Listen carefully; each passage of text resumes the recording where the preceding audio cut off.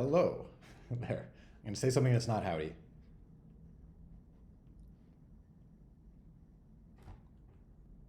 Okay, howdy.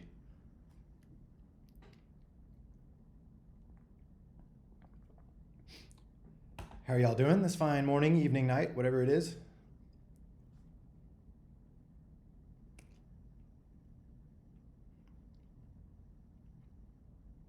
Bad? Oh no.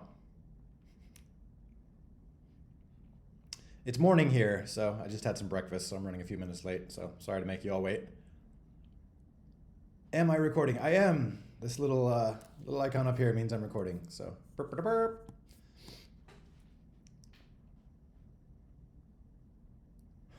Hopefully I missed, well, what, there were three mishaps.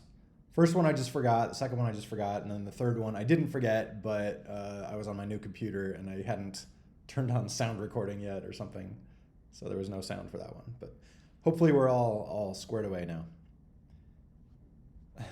Why don't I make the start time 10:30? Well, it's 9. It's actually 9 my time right now. Like part of the year it's 10 with like daylight savings time and all that, but right now it's 9. I don't know. I'm bad sometimes at like just hitting the time I aim for. If I made it 10, then sometimes it would slip. You've probably noticed that with Bomb Squad release dates.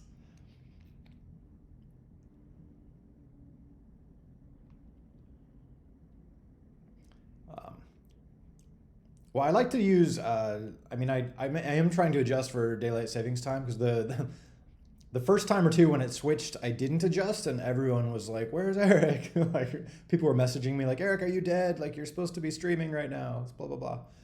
So I thought it was easier to just switch with the time change, and I kind of like it. For me, it's if I start this at 10, it's fine, but then it's like a little later. If I started at 9, it's a little earlier, but then it's done earlier too. So there's upsides to both. It's weird to me that it's evening for you folks. It's weird having coffee with Eric in the evening. You can't have coffee in the evening. I mean, I guess you can have coffee in the evening if you want.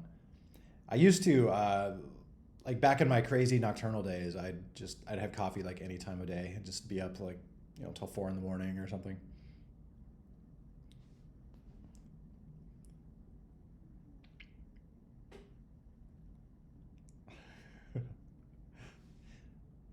Is it healthy to wake up early, or I thought it was more like consistency? Like if you wake up, I know I've read it's healthy to wake up the same time every day or kind of have like somewhat of a regular routine. But is it unhealthy to actually like if that regular time of day is like 11 a.m. Is that unhealthy? Yeah, that's what I thought. I thought it's more about consistency than anything. Which is also I used to be bad at that. I used to.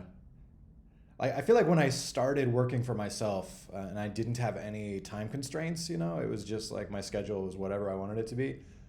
It would slide all over the place. So it'd wind up being like I would stay up an hour later every night, and eventually it would like loop over, which was kind of fun. I just had a total vampire schedule at times.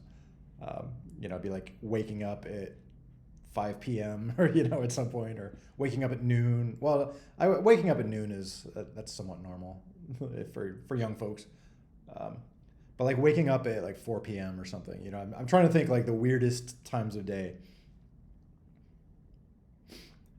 Ooh, favorite Bomb Squad character. I feel like this has been asked before, and I feel like even if I did have a solid answer, which I feel like I like a lot of characters, I feel like I would not feel comfortable saying what my favorite is. It's like saying which of your children is your favorite. It's like I don't want to hurt them emotionally.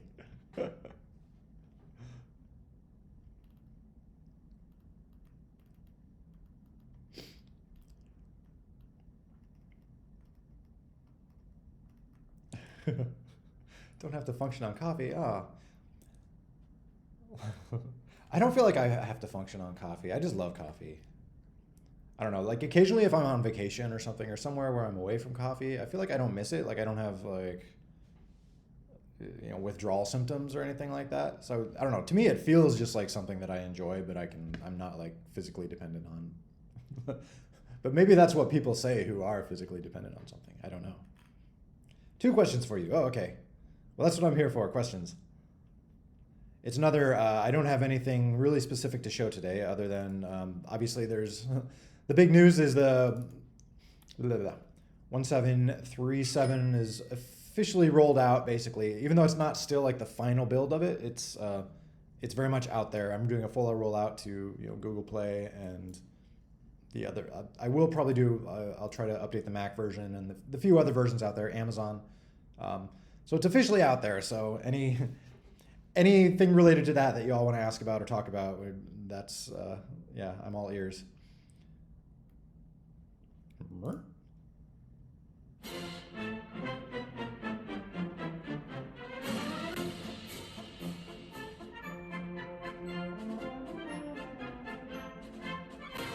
That's cool. That totally fits, like just the whole classic March kind of thing. That would be interesting to, like that would be fun. I want to revisit, soundtracks and all that idea at some point. It'd be fun to give people like options for like which main menu music do you want, a few different marches. Whoa.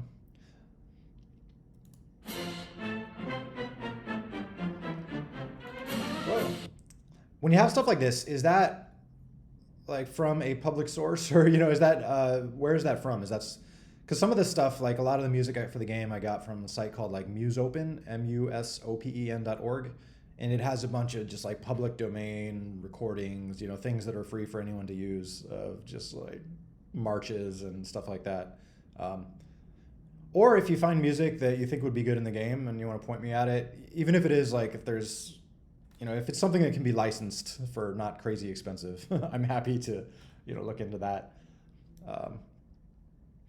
I just want to avoid like throwing something in there that is like a for sale copyrighted thing that I'm going to get in trouble for, obviously. Is soundtrack changing going to be in Windows, etc. soon? Hopefully. The one question I have, and this has come up before, is like what system in Windows would we want to use? Like, I need to see if Windows has like built-in functions to play like MP3 files or things like that. It's something that would be consistent and available for all Windows people, because then we could tap into that stuff. Like on Mac right now, I have it use the Music app. So it uses AppleScript to talk to the Music app to tell it to like play playlists. On Android, it uses like Android's built-in media player stuff. I need to revisit that and see if it's broken or anything like that. But so I like to have it use like whatever's built in if possible. So I need to see what there is for Windows. I'd also just like to clean it up so people could make their own like soundtrack plugins. If you want to make like a soundtrack plugin to let you play, Spotify or something. I mentioned that before, or whatever other like media player people might have installed. Like we can make soundtrack plugins for it, or something like Apple Music, like the subscription, or just Spotify. Things like that where. I had ideas where it could be cool to like put together a soundtrack for like a game playlist and then be able to like theoretically share that with friends or something. If someone else has that same plugin, like also has Spotify or something, then they could actually play the songs like while they're playing with you online. Something like that could be cool. So lots of fun ideas to play with there. But yeah, that does bring up other points too, is like talking about people have different tastes. It'd be interesting to just like have a switch you could flip and turn the game into more like electronic music or something, or just like a different style, The music, just having like the classical stuff, I was inspired by like watching Looney Tunes cartoons growing up, Bugs Bunny and all like the classic stuff from like the 1960s. And there's always, like classical music in the background. It was just like a fun, I thought it was just like this fun juxtaposition of like goofy cartoon craziness and this like chill classical music.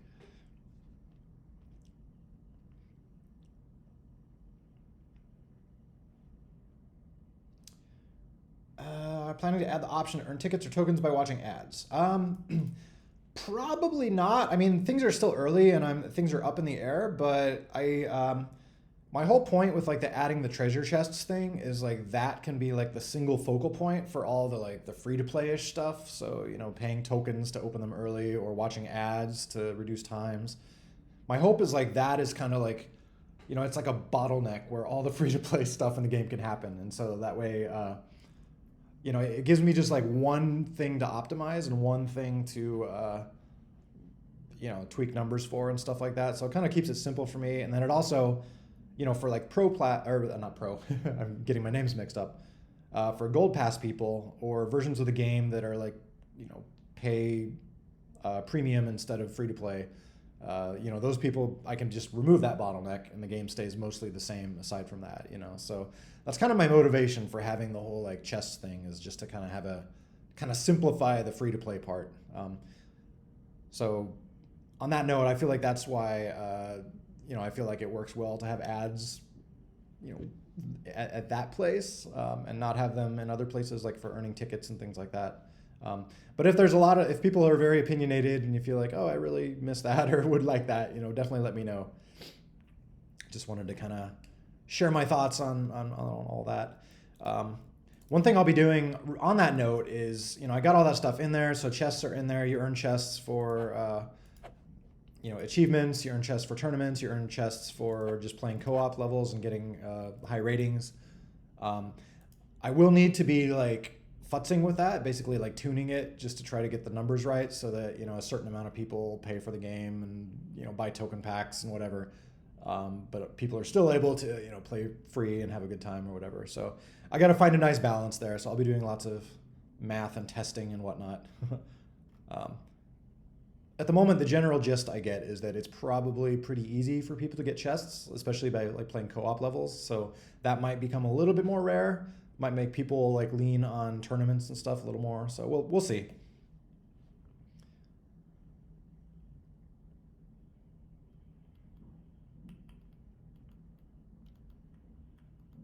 Oh yeah, BS Pro mod. Yeah, a lot of people probably have worthless BS Pro mods now.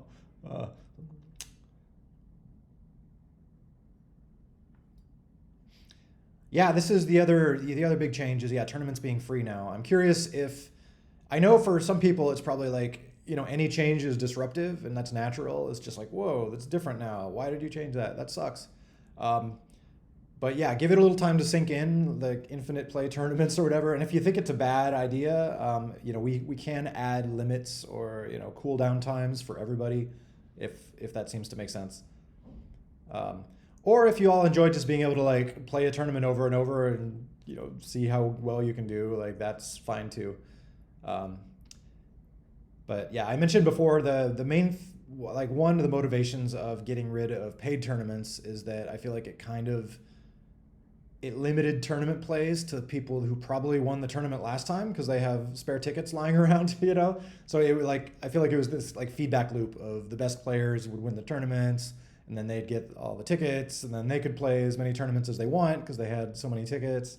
And so then they'd win again, So I just wanted to like democratize it a little bit more where like now everyone can play as much as they want. But that certainly doesn't mean it's a perfect system, so we can make changes if people want. Oh my dear goodness. That's another thing.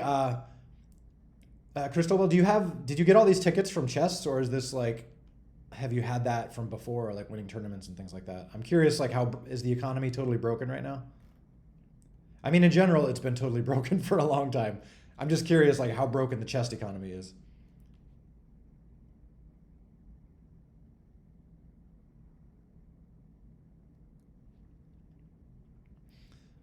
One, I was.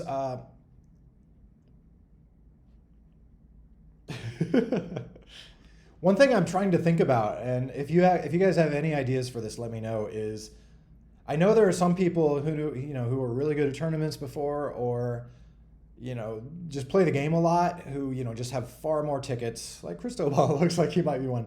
Have more tickets than they can spend. There's like nothing left in the shop to buy or whatever.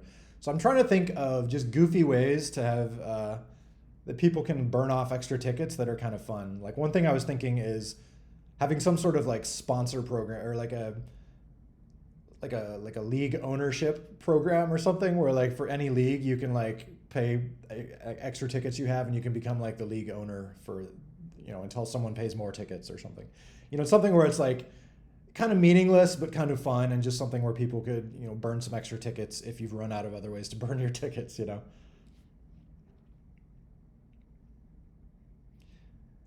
And I'm sure there's been exploits and things out there, so I'm sure there's some people that have bajillions of tickets. I'm I'm pretty confident now with anyone playing the new version. There are, I think, limits on how many tickets you can get. So hopefully I can kind of get the economy back under control.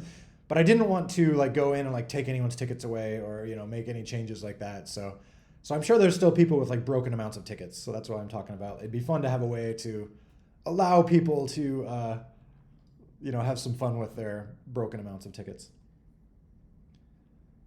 Ooh, betting on tournament. Ooh, yeah, that's interesting. I'll have to make sure anything in there is not like illegal. But if you're doing like like betting type stuff can be fine as long as you're not winning like real stuff for it or whatever. I just got to be careful with law stuff. But yeah, just trying to think of something where it's not like a fixed price. It's something where like you can throw as many tickets at it as you want, just to have fun. Gambling, yay! The screencasts are just all about gambling now. I love it. Fighting mechanism looks limited. Blah, blah, blah, blah. I do. This is something I really want to revisit, the fighting mechanism. And in my mind, I have this beautiful vision of, a few things. One of them is just like melee type stuff, like adding, like swords or clubs or, something that would be super physicsy and just kind of awkward to swing around and, just something that could add like a whole different dimension to the game in terms of like a close combat sort of thing. So I want to play with ideas like that, probably for like Scene V2 or, Scene V10, I don't know, coming up at some point in the future. I can't say when. I mean, there's so many things to do still that are not gameplay related, but I do realize, yeah, the gameplay is, I mean, there's ways we can freshen it too, like new bomb types or, new map interactions or things like that. But I feel like it would be fun to kind of, freshen up the physics too in some ways. What? Oh, being able to buy. Yeah, I had to put this in there for being able to buy, Infinite Runaround, Infinite Onslaught without the Pro Pass, since the Pro Pass is going away, or has gone away, technically. If anyone still wants Pro, it is still in there. I can give you a line of Python that you can run to buy it. So if, basically at this point, for a while, it's essentially been just like a starter pack. Like I feel like most of the value of Pro was getting the characters and the maps for not too pricey. So if any of you still want that, I mean, there's a few ways to do it. You can either install an old APK of the game and just buy it that way, or I think I can just do it now. I think there's like a purchase. So if you do like import BA base dot purchase, is there BA base? Oh no. BA base dot app dot plus dot purchase. Aha!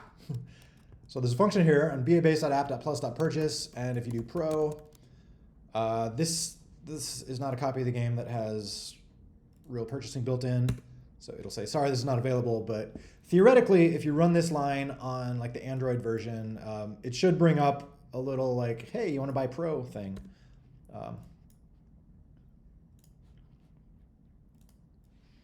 So that's there if anyone wants it. Why was I mentioning Pro? Oh yeah, talking about Pro no longer being necessary to get Infinite Onslaught and Runaround. On a random related note, I probably at some point will introduce something that kind of replaces Pro, like some sort of something that maybe changes per season. It's just like a pack of characters or pack of stuff you can unlock, or some variation on like a battle pass type thing. Just something where it's like you can get some stuff now by spending a few dollars if you want. Because I'll have to think about that, because by the rules of the game, basically how the economy is set up, anyone with a gold pass will automatically get those every season. So I have to make them not too awesome. But it'll just be some little thing where if you install the game and you want to spend a few dollars to get a few things, like that'll be kind of what that is. So, which is kind of what Pro was intended to be. It's just that Pro like never changed, and this will probably be something that changes. I need to get like seasons wired up to more stuff though too. I definitely want to like lean into seasons, have stuff that's like, this is available for this season only maybe, or stuff like that. I don't know, that could be fun.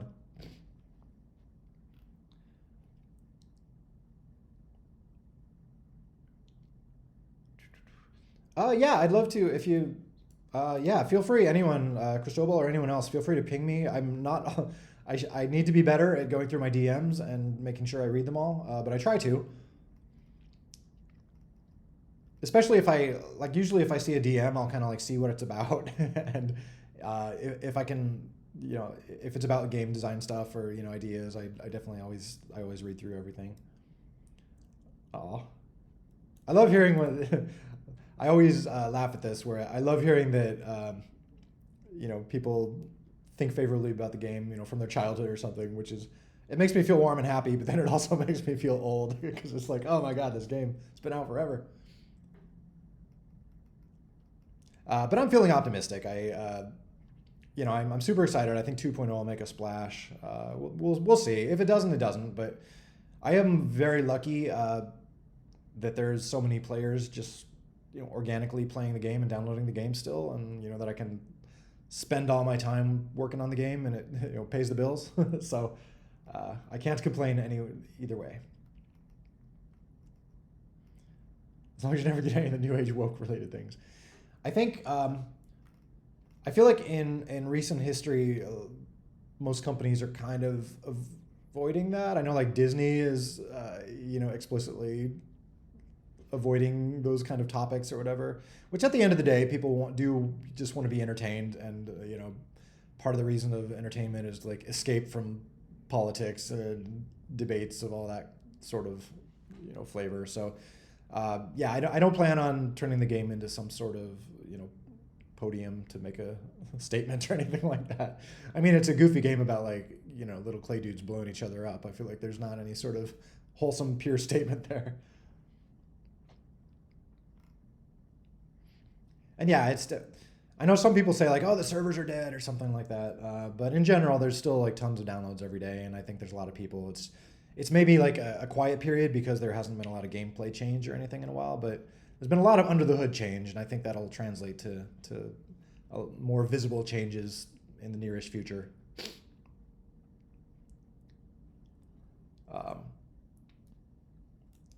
Okay, so yeah, this is like looking at my numbers right now. I am getting the sense that yeah, it is too easy to get tickets and chests. So I need to probably tone that down a little bit, or probably that will just mean like longer wait times. Just because I do need to do that a little bit, probably to get more people to pay tokens just to pay for my servers. So I gotta tweak the numbers until the game is self-sustaining. That's been one big part of the 1.7.37 update. Like this whole chest revamp and all that is just to get the game back to a solidly like paying for itself state. Because I'm running all these bajillions of servers. You've all probably seen the submarine maps. I'll just show them again. So here's where we are right now. So all these, the purple dots is where there are servers. There's probably, at the moment, there are 62 servers running. And yeah, the game is somewhat bandwidth intensive. So yeah, this adds up to quite a bit of cost.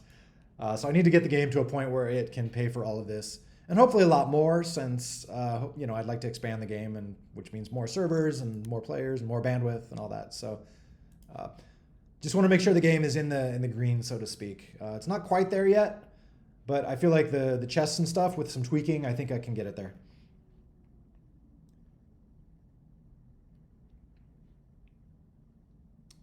Make winning tickets count to less than one. Okay, this is again I will probably be turning these numbers down, or turning weights up, or turning numbers down, because I need to balance it so that there needs to be a sweet spot, like where there's a few points that I need to take into account. Like one is that Pro Pass, or I'm just going to eternally call a Gold Pass Pro Pass from now on.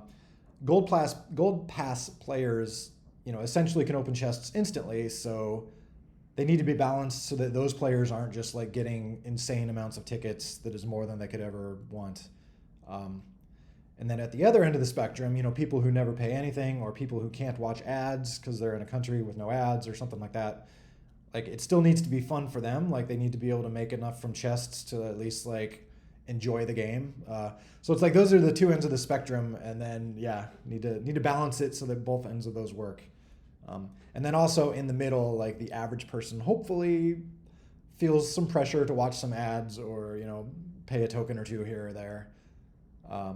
But yeah, that'll be the.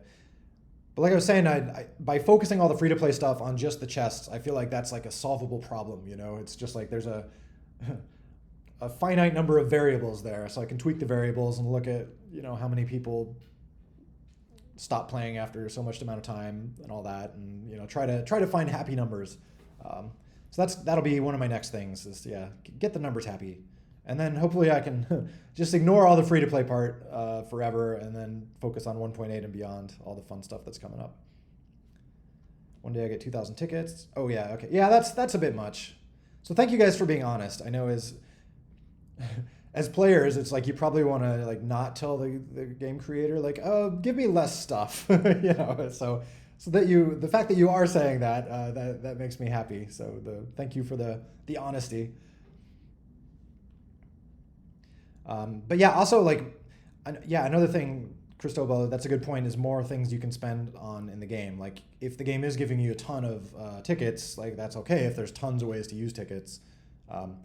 So that's also another reason I need to just like stop messing with this stuff and get on to 1.8, because that'll be the big feature there will be downloadable stuff, and I can add characters and skins and like skin variations and fun stuff like that. So there will be more stuff people can use tickets on then. So in that case, we don't need to give people fewer tickets. We just need more stuff you can spend tickets on.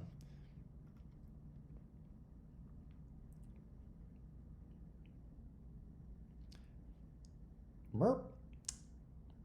Okay, yeah, if this does still happen, players do still get banned because there are, kind of arbitrary limits on scores, and if you go beyond that, it'll ban you. So yeah, have them ping me. I know I'm not always the best at responding, but I do try to unban people when, just make noise and I will notice at some point and get people unbanned. I do still, at some point, I want to rip out the root check code. I'd love to just get that out of there because of all the false positives and the people with like legit hardware that they can't play Bomb Squad with. That the small worry there is that we're going to get more people like hacking tournaments and stuff. So I do wonder if it would make sense here or soon to come up with some set of moderators that would be able to unban people or something, or whatever. Or ban people if someone is clearly like submitting tournament scores that are barely low enough to not get banned, but obviously fake, Woohoo! What?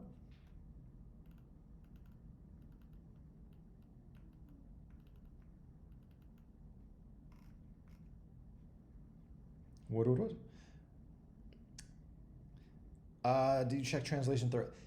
I do check. I glance through chat translations, so I hopefully catch. I try to catch if people are just being goofballs and translating everything in Spanish to taco, which has happened. But I don't like super thoroughly check them, but I do run everything through Google Translate and just see what people are saying, just to make sure it's on topic.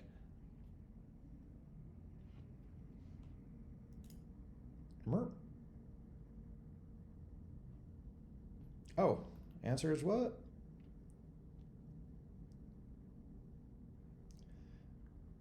Oh yeah, this is another good point. Yeah, maybe I should update some of the limits. Do you want to message me or DM me? Just like mention specific game types and what you think the realistic limits are. I can make some updates because I don't want people to get banned who are just actually good players. Sorry, I'm trying to read everything. It's hard. Reading is hard.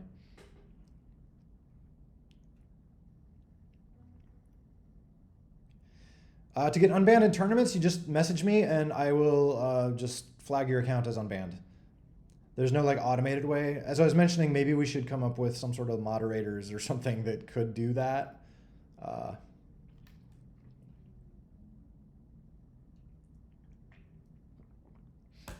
Oh, did Chinese get messed up?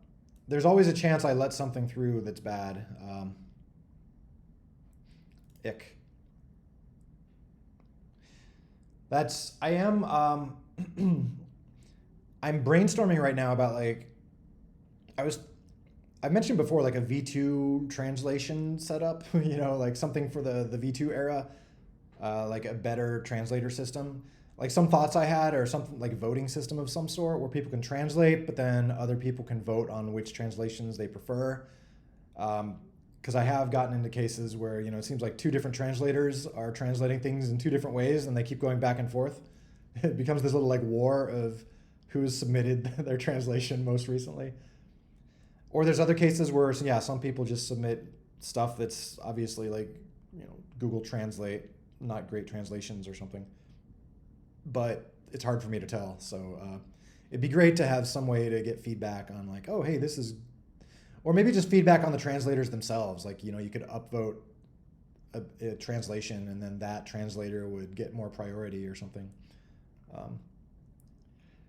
Or another thing in recent history, it seems like something I want to try is in the era of AI and all that.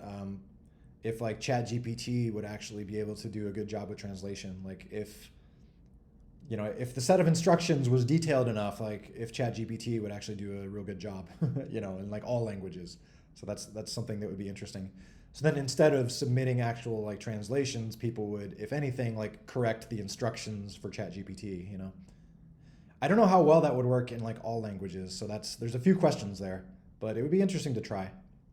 Maybe there could be like a best of both worlds where by default, like ChatGPT could translate everything, but then you could override ones where, the human touch would be worth it. What is it? Willick? Ah, the memories. What information do I have to DM you to get unbanned in tournaments? Generally, just the send info is how you can do that. So if you DM me, if you just do a, advanced, go down to send info, just send something here and then tell me what you sent, or just tell me, your username or your account tag or anything like that. I'll be able to spot you in the recent info sends and then get at your account that way. But yeah, this could be good. If that's a good idea, talking about limits. Maybe put it in dev discussion so then people could give feedback on it. It'd be good to maybe get a little, a little community involvement. See if y'all have thoughts on which limits should be upped to what. I'd be happy to make any adjustments you want.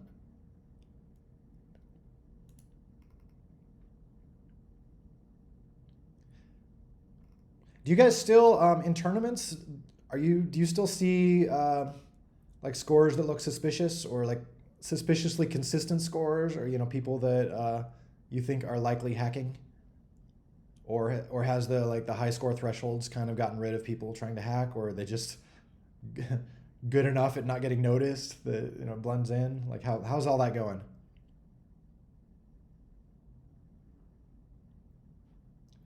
Oh yeah, sorry. So this is part of the motivation for 1.9 is going to be all about squads mode, and so that'll be all much more modernized with inviting people to your squad and then like playing against other squads, and there will be no chatting. You cannot chat to the other squad or anything. There will be basic emotes or something, if anything. You can only chat with your teammates. That's I want to put something in place where it is a non-toxic experience by default. There'll still be public servers if you want to jump in there. Maybe, there's still some cool stuff that people can do with public servers, so I'm not going to take those away. But for the default case, I would like it to be a little more curated, a little bit more just like matchmaking and people you choose to play with, and not random spammers jumping in and messing up your day.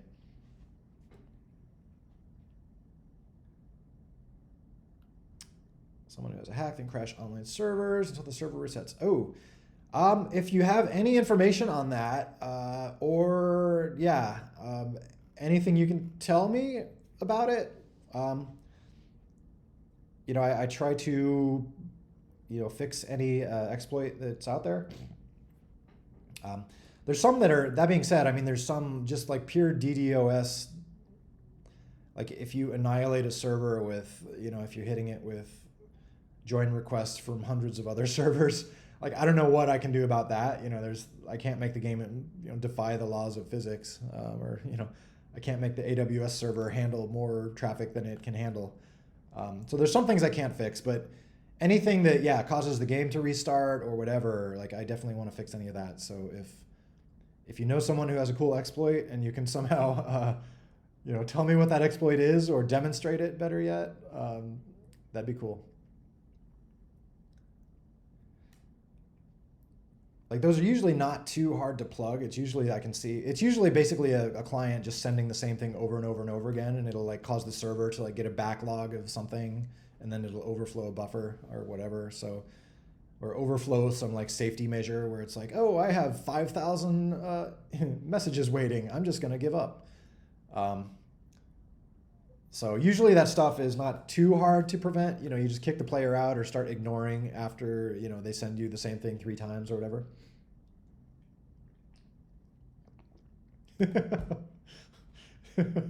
Oh, bomb jump. It is so controversial. Ooh, this is cool. Very like soothing morning atmosphere. I like it. I want to just like watch the sunrise over the mushrooms. It does make me, we totally should come up with some backstory for stuff. I mean, I know some people, like Bomb Story and stuff. People have made little stories that take place in the Bomb Squad universe, but it'd be fun to explore. Ooh. How much value in terms of tickets do you think we could pump into the shop in the first day 1.8 release?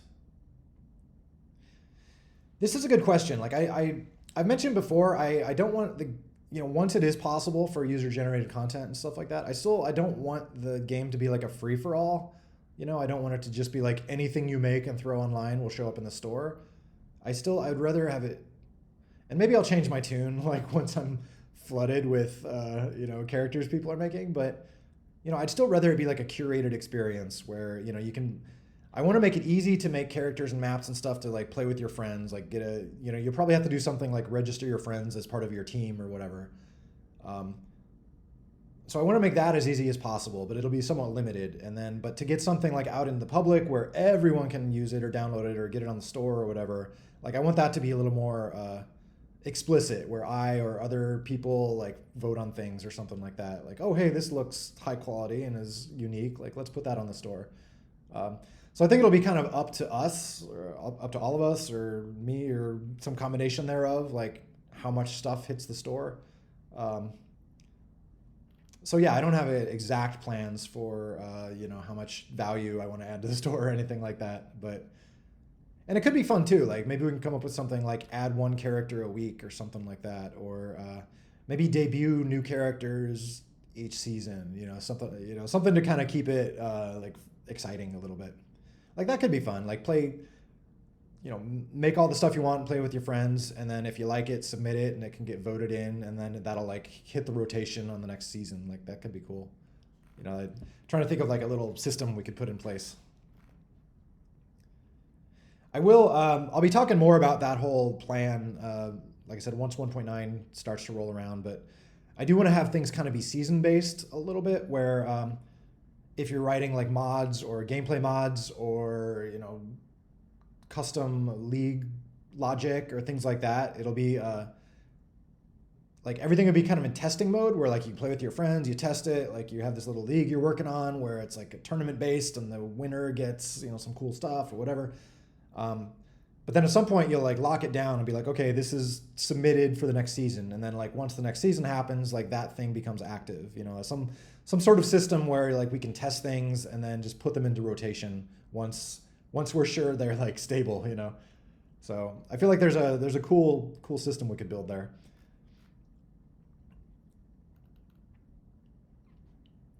Oh yes.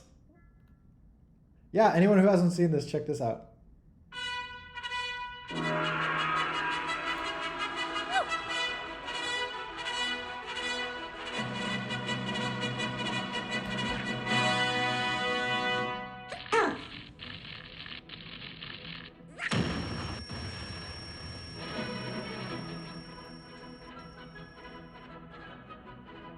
I love all like the original game sound effects.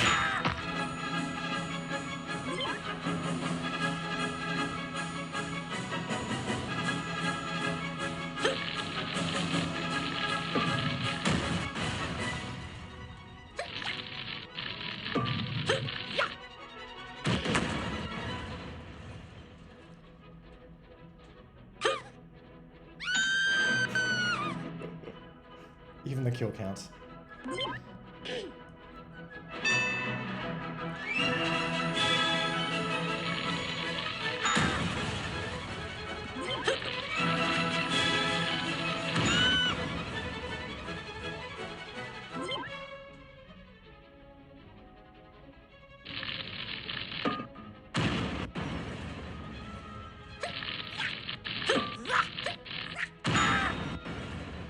Nice.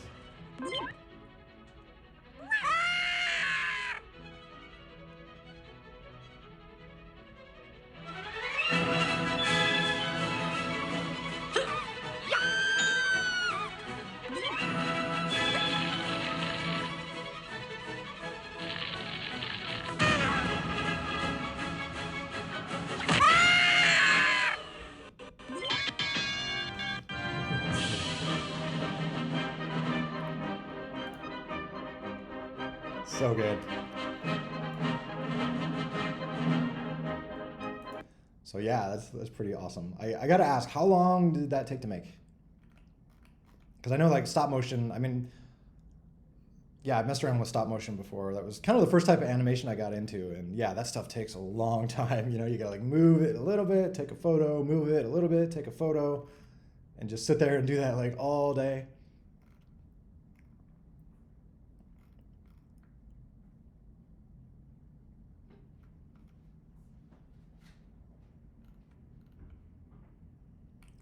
But yeah, definitely a round of applause. Freaking good work, sir.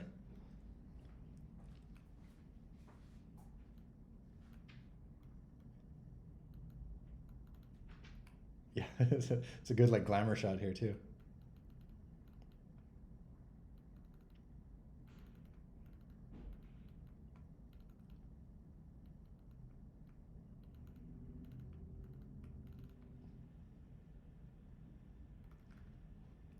Oh, Stelios, if you could do this again, like right after we're done here, just because it'll probably fall off the list.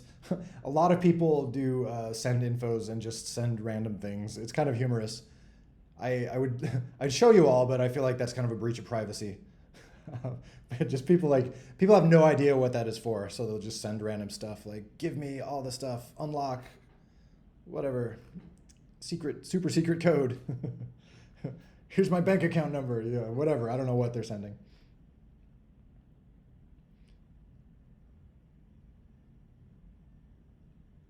Yeah, exactly. Credit card number. I'd like a gold pass, please. Please. Here's my credit card. So yeah, I probably shouldn't show that on the stream.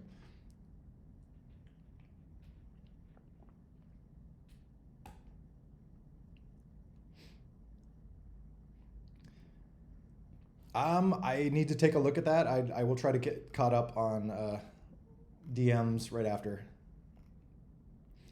I feel like I'm at the point where I can like exhale a little bit. Like it's been kind of a crazy past few weeks, getting 1737 out the door. For one, just getting it polished enough to release, and then once you do release it, there's tons of like bugs that show up. Then trying to like get those under control. And then the big thing was then scaling it up. It wound up like breaking my servers. Some of you mentioned that where there was this issue where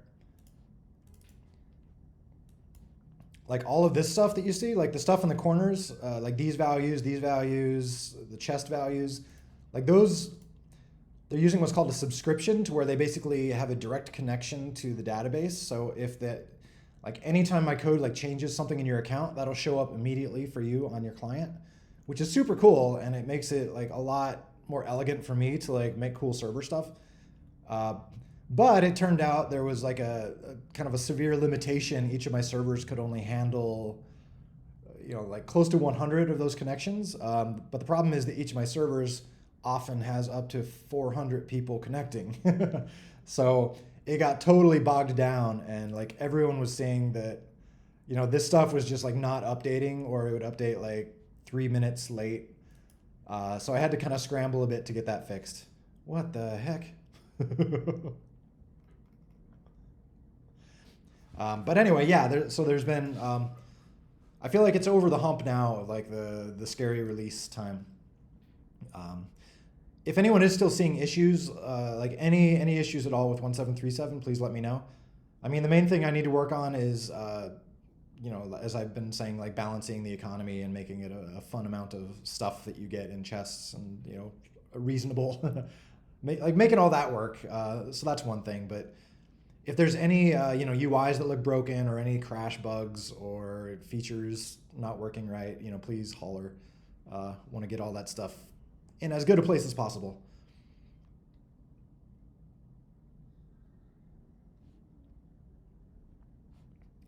But anyway, like I was saying, now I feel like I can exhale a little bit and take a breath and get caught up on DMs and things, hopefully a little bit.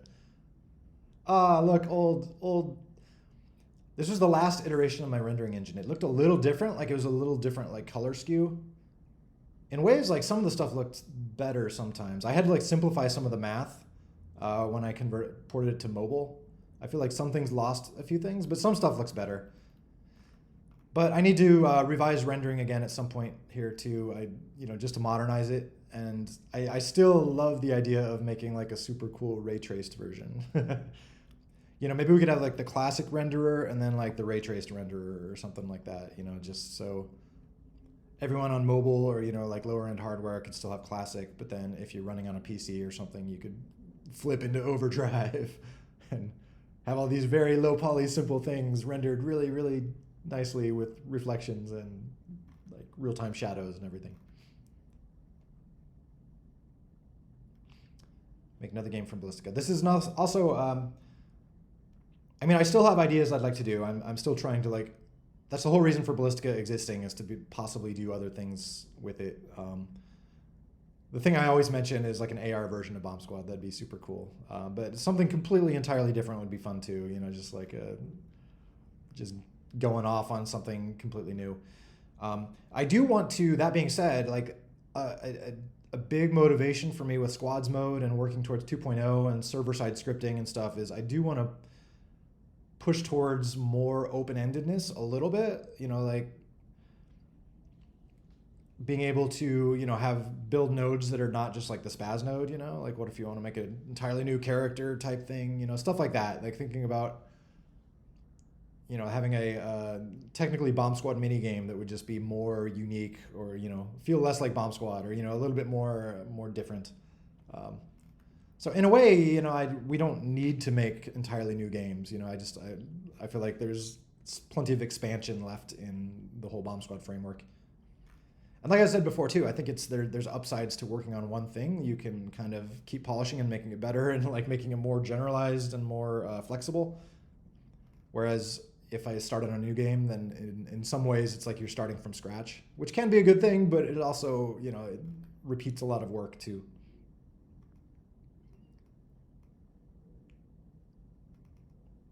Is Easter Bunny male or female? I haven't actually thought about that. That's a good, like, is the real Easter Bunny male or female? Like the actual real one that comes to your house and lays eggs? I don't know. Maybe it's Easter Bunny is non-gendered. Easter Bunny is just like, it's like an alien entity. Yeah, I feel like that's one of those questions where like, yeah, it's just better to not answer. I feel like there's not really a reason to answer. I was reading, does anyone follow like David Lynch, like the filmmaker who died a week or so ago? Like if you've seen David Lynch movies, like they're always super trippy or like Twin Peaks, different David Lynch things. But I was reading about how a lot of people had questions about like some very, like, what is this meaning behind this? Like, what does this mean? And like his answer was always like, that's for you to decide. He was like, there's not a single meaning. You can. He likes to just ask the questions and not necessarily have answers. So I feel that way with Easter Bunny. Which countries have you ever visited? I've been to a handful. Like I probably should have traveled more. I've been to a handful of countries in Europe and Canada, of course. America's hat. Uh, I don't think I've been to Mexico. Went to Puerto Rico, but that's technically still the U.S. Probably forgetting something. But yeah, I need to. I've never been to Asia. I need to see an Asian country. I do plan to travel more. Um, I want to. Yeah. So yeah, my wife and I we like traveling, so we'll probably get to more places. I mean, we went to like Hawaii last year, which is also still the U.S., so it doesn't really count. But you know, it feels like feels like a different country. Where in Europe have I been? My friend was he was working in Switzerland for a while, so I went to Switzerland. Then we visited Italy. When I was working on zombie gunship stuff, like half of the little studio that my friends were running was in Germany, in Cologne. So I've been to Germany a few times. I've been to Poland a lot. That's where my wife is from. So shout out to Sock. We were like 20 minutes apart over Christmas. We'll have to. We do have to like grab coffee or something in real life one of these days.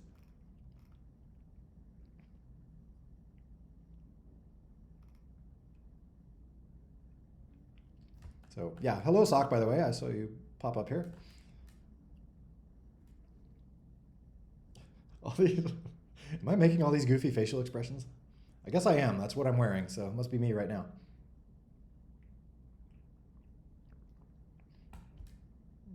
When will you add a new character? That's a good question. Maybe there's a seagull that can. uh, new character. Roadmap Seagull is not showing up, but yeah, the plan is 1.8 should be new characters and maps and whatnot. And 1.8, I will be getting back to work on finishing that very soon here. Now that 1737 is out the door and just needs a little more polish, then I will be diving back into 1.8, which there's not a ton left on 1.8, so that'll be cool. So I'm really excited to get that out the door. It seems kind of it's kind of silly. I just spent like 6 months on this weird, random, insignificant number 1737. It's like the most non-major sounding version number ever. It's just like 1.8 is already kind of taken for those features, and 1.9 is already planned out, and then 2.0, of course, that's already planned out for the iOS and Steam launch. So there weren't any other like major numbers left. I feel like I feel like this should have been like 1.7.5 or something sort of major, but we're already up to 1.7.36. So yeah, didn't know what to do.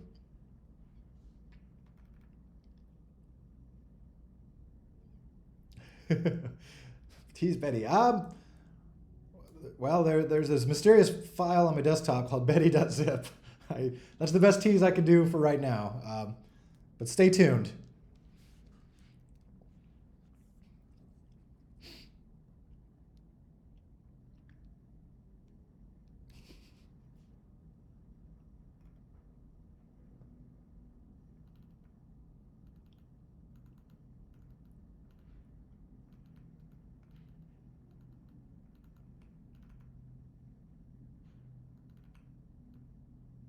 Dude, be the one that sells you things on the shop.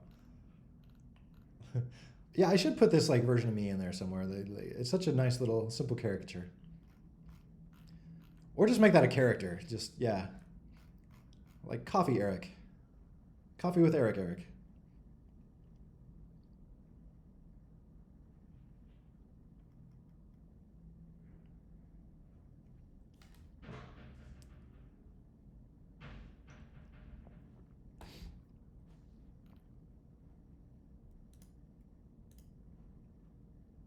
Oh no, one just died. Do you like one ran out of batteries, or are you using like wireless ones, or do you actually like half of your headphones just died?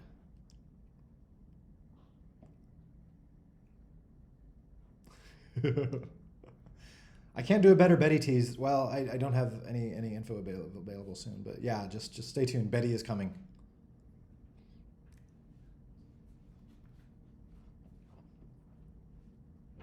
Oh, that's a bummer.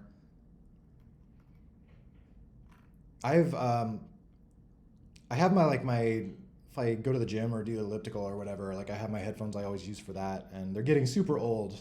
They're wireless, but like the battery just drains super fast. So I always like finish my workout with like one headphone to now. Is Grumbledorf your favorite character? No, not really. I like Grumbledorf fine, but yeah, I just picked that as my icon for whatever reason. Oh. Oh, no, that'd be awesome. I do. I don't know. That's always been like. Well, yeah. Thank you for the offer. That has been kind of a somewhat of a. I don't want to say dream of mine, but it'd be super cool to like travel and see. I don't know. Go to local or not. Yeah, like game events, different places. Just like see things and meet people who are playing the game around the world and things like that.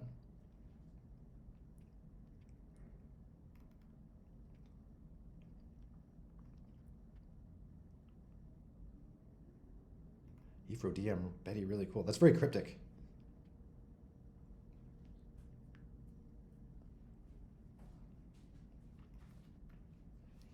Okay.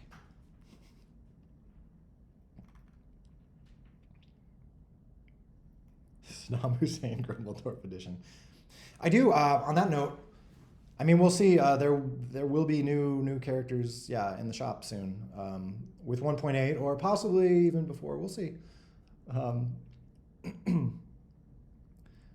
on that note, like I would, one other thing I'm interested in is when we do start adding new characters, like what it'd be fun to get some like local flavors. If there's like a some historic character or something that would be fun to add, like from a region or a country, or like the game is big in like Mexico and South America. It'd be cool to add some character that is kind of based on that area, or like some historical figure from there or something. I mean, I can think of like funny, goofy ones from American history that'd be fun, like throw like Abraham Lincoln in there or something like that. But it'd be fun to get like more variety. Saddam, Saddam Hussein update. That would be. I feel like 20 years ago, I totally would have added that to the game. That was. Not that that would be like not sensitive. I don't know.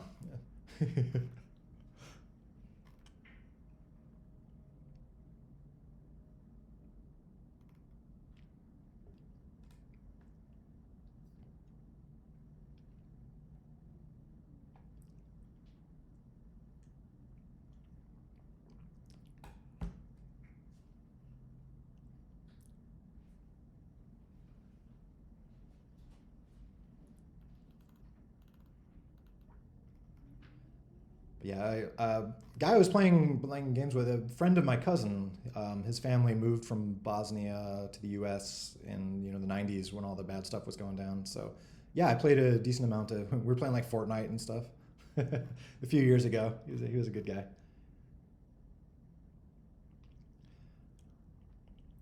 Um, I don't have any. I don't have any stuff handy to tease right now. Do you? Do you have it?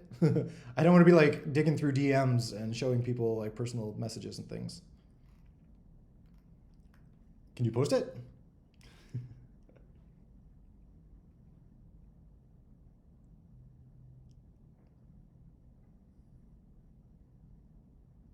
I saw that old lady Clay before.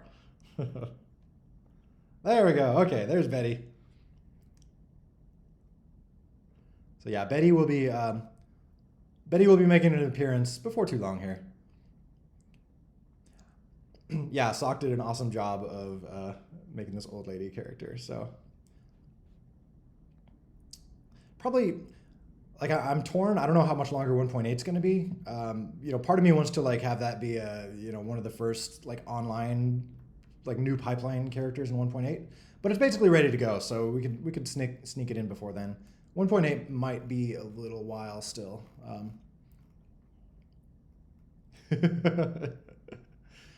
But yeah, there are, as some of you know from the lore, there are a handful of like Bob files and like placeholder files that have been in there forever. So technically, we can swap out real characters for those, and we don't have to worry about updating the game or anything like that. And so yeah, we might be doing that with Betty here for the old lady files.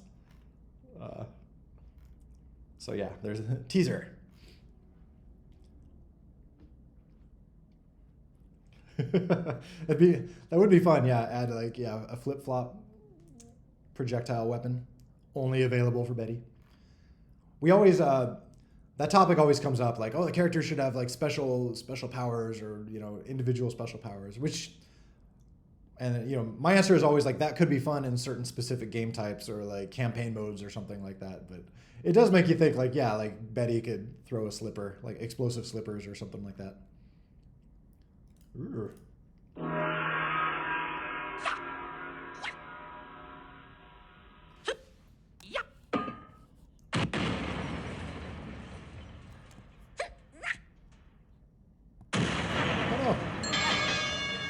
Oh, I missed the ending.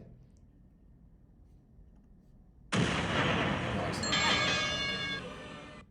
That actually, yeah, awesome animation once again. That actually reminds me.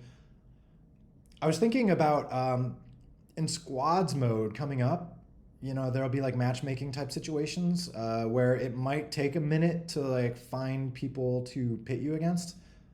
So it made me wonder, like, what would be like a sort of a playable lobby that would be kind of fun for people if you have to sit, like in Fortnite or one of those games, where it's like it's waiting to get enough people to start a round, and in the meantime you all run around just shooting at each other and doing stupid stuff, unless that's changed. I was trying to think of like the equivalent thing for Bomb Squad that could be fun, like if you have to wait a minute for a game to get going or something, like would there be a fun little lobby to dump you into? So I was thinking some little thing like that, like a kind of a target practice thing or something where people could be sort of competing in little things, like how far can you throw your bombs or accuracy, or something that would kind of like train people a little bit of like how the weird physics works, but in a better way. Like the tutorial that's been in there forever, it's okay, but it's a little bit like you got to sit there and watch it for 5 minutes. It's kind of boring. I feel like it could be fun to have just some little interactive intro lobby session thing. So anyway, just a random thing that reminded me of what's going on here. Just got a little flat top. I love it. Yeah, this totally, I love this. I've fallen in love. Oh, okay. That's the first skin is going to be Spaz without his helmet. Or is this his hair, or like what if he had like a Bob Ross like fro or something? Like what does Spaz's hair look like? The world needs to know. Or yeah, he's clean shaven. A little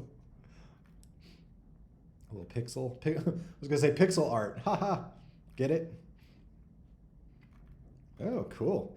Yeah. See, there's so many. I do feel like that would be fun to just have like variations on the characters. Like I feel like that'll be a fun thing to do at first. One question that this makes me wonder. So one thing I still need to wire up. So traditionally we've always just had the store, right? So there's the store and there's checkboxes for what you have. But in the Brave New World, where let's say there's 3 different skins for Kronk, I'm wondering like how this like would each skin just show up as a different thing here, or you click on Kronk and there's like a subsection of like different Kronk looks. I'm just wondering how that would work.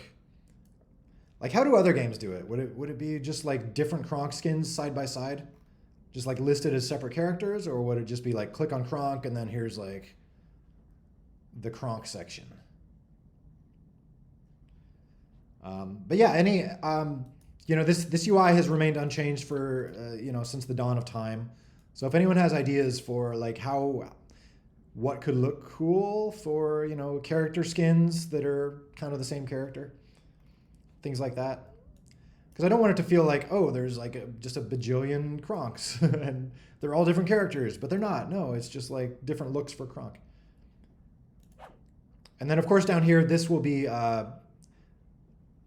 and this will look a little bit more like the store. You'll be able to go through and like look at the skins that you have and stuff like that. because it would be fun to start doing things too, like rotating skins in and out. You know, have some like limited time thing that shows up for one season or something like that. Just to start playing with ideas.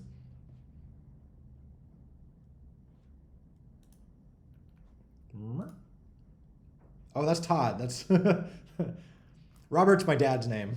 Uh, but yeah, that's my bro Todd. He's a good guy. He's I'm trying to think of it. He did some of the voices for early characters. I don't think they're still in there. Or no, I don't actually remember if he did the voices. I think I might have just done ridiculous voices impersonating him.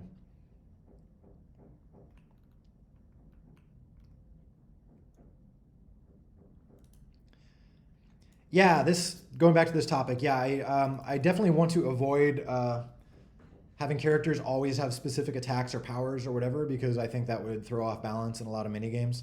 Um, but I do think it would be fun, you know, if someone makes a particular game mode like an RPG mode or you know something like that where you could like select your you know, you have these five character options, the mage, warrior, whatever, and those could be based off you know Kronk or whatever. And you know those characters could have individual powers, so I think there's a place for having kind of special powers and stuff. I just think it should be contained to like particular leagues or mini games or whatever, you know, because then you can experiment and just like go to town with crazy stuff, you know, try different powers and things. Um, I just don't think that it would be possible to keep the game balanced if those powers were everywhere, you know. Ooh.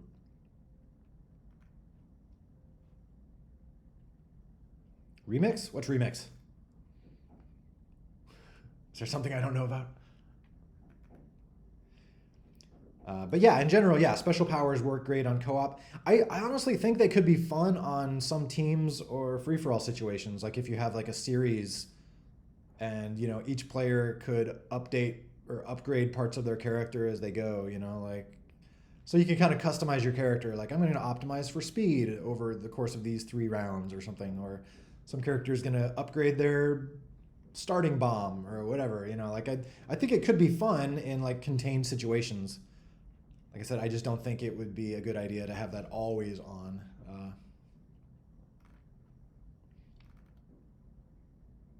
Oh, sweet. Cool. Yeah. Well, I'd love to see where you guys, if you're doing that kind of idea, I'd love to see where that goes.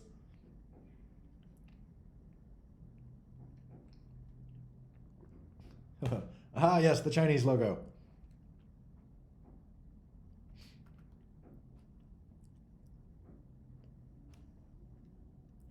Yeah, that's still in there. If you switch to Chinese, you should all still see that. Hopefully, it's not broken. I need to take a look. I actually, yeah, that reminds me. I haven't actually looked at that since I updated. Okay, it looks all right. Whew.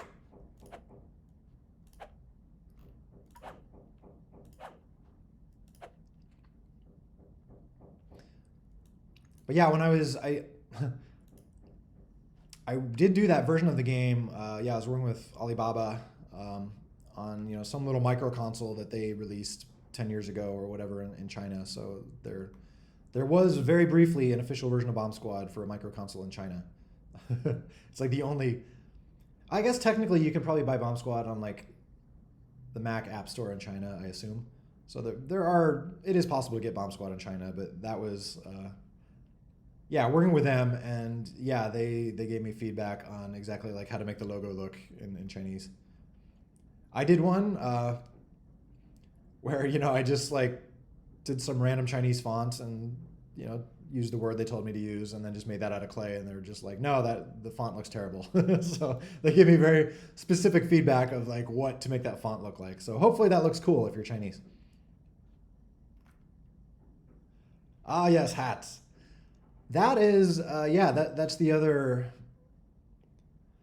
Like it's interesting thinking about like what paths would be good to go down. You know, one option is give characters things like hats or mustaches, or you know make each character customizable.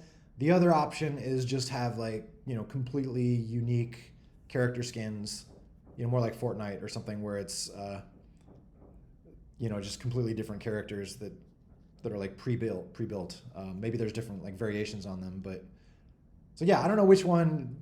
You know, in a way, gives more like creative freedom, but I also feel like it dilutes things a little bit because then you have like tons of characters with random stuff attached, and they all start to look a little samey, you know. But it's also fun to just give your dude a Santa hat. So have to think about it. Yeah, maybe there's like that is a good point. Like maybe there's a combination of both that would be possible if that's what you're referring to. So maybe like unique. And I guess even Fortnite does that. It's like you can pick your unique skin, but then you can customize different things like your, you know, various other bits of your character. So yeah, maybe like hat could be something. Maybe some characters could support hats, like ones where it would like actually fit. Obviously, like Helmet Spaz is not going to support a hat.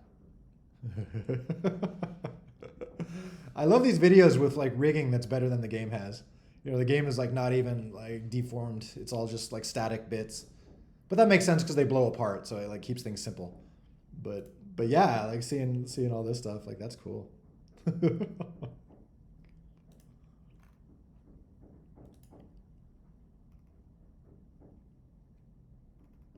Ooh, that's pretty. Oh, this has come up recently. Name length. People keep asking what the current. It's like 10 character limit, I think, for V2 account tags. I don't remember. Is it 10 or is it 12? Everyone keeps asking for like 2 more than it currently is, or not everyone, but I've gotten several requests. Like, what do you all think about name length? It's currently 10, and some people I think have been asking about 12. Like, what do you?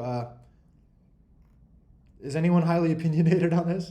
Anyone like think 12 would be perfect and amazing and better, or is 10 good because it keeps things a little shorter so you can see them on small characters on the screen? 24, no, that's too much. I feel like keeping things short is good. 1, 2, 3, 4, 5, 6, 7, 8, 9. Like fonts are cool here. I feel like that's a good name length. That's 9 characters. 1, 2, 3, 4, 5, 6, 7, 8, 9, 10. That's 10 characters. I mean, I feel like 10 is okay, but maybe 12 would let people do custom names a little better. I don't know.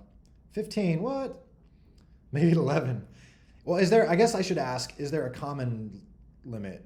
Like, is 12 like the standard across all video games through time or something? You know, is there, we went 20. I don't know about 20, man. That's a lot.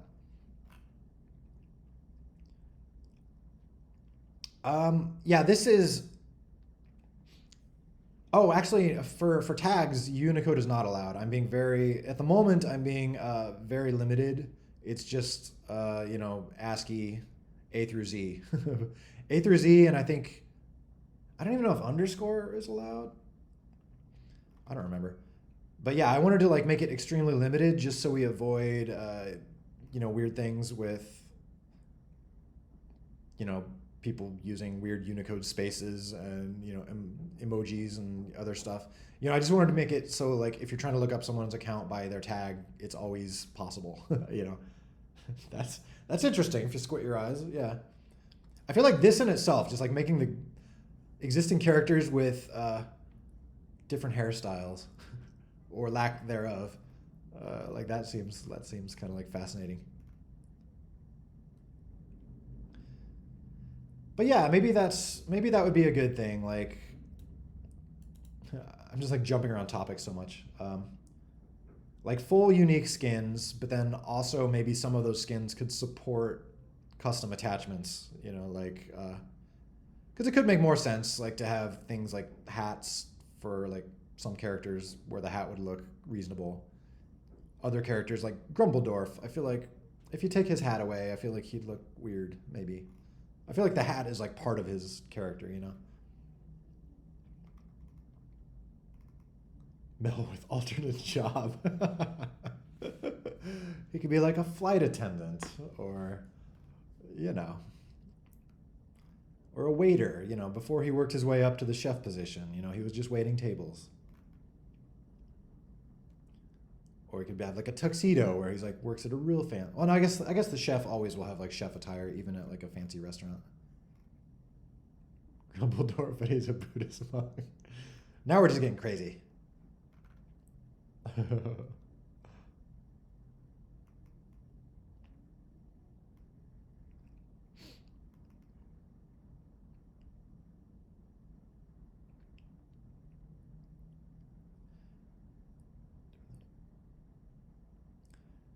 Well, I don't. Talking about tokens, I part of my design is I want to like limit. Like I gave myself one very specific rule for tokens, or I have a few very specific rules, and I should have written these down just to like. I've mentioned these before, but I should have just written them down to show everyone where I'm coming from. But one of my rules is tokens can't be used. Like anything you can buy with tokens, you can get with a gold pass, or yeah, anything you can buy with tokens, you can get with the gold pass, and vice versa. So like there shouldn't be anything that I can't have something that like costs a bunch of tokens, because then the gold pass people get that for free, basically. So it's like I can't have like premium skins that cost like 5,000 tokens, because then that premium skin would just be for free for anyone with a gold pass, and that wouldn't really make sense. So I just have to like consider that constraint in all cases, which is generally why tokens will mostly be for just like speeding up timers and things like that, and most anything that you actually buy from the store will be tickets.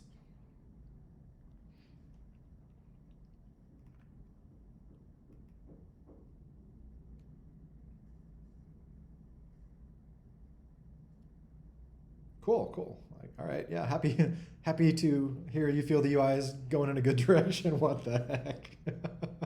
I'm gonna have nightmares about this. What is even happening here? See, that's why this is beautiful, and I love everything about it. But that's why I was saying, like, I don't want it to be a total free for all where like people can just upload their arbitrary skins to the store or something, because then we'd have like every game would have like one of these in it, which is that would be an interesting experience, but Ooh. How fast are you making these? Are you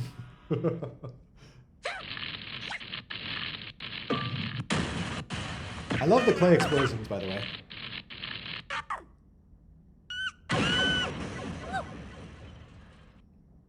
Oh, it ends on a cliffhanger. Like, what happens? What happens after this? Is this like come back for season 2?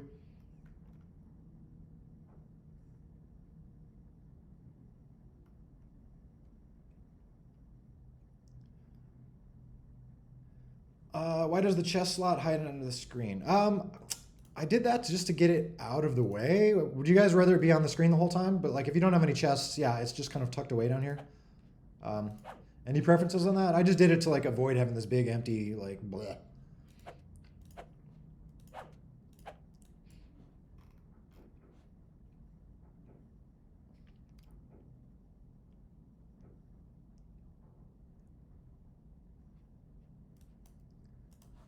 With depth view on.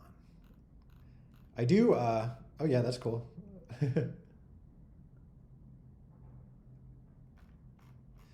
I do want to add more like diagnostic rendering modes. I used to have those in the game when I was first building it, but that was like the first iteration of the graphics engine, and I never like ported them to the newer iterations.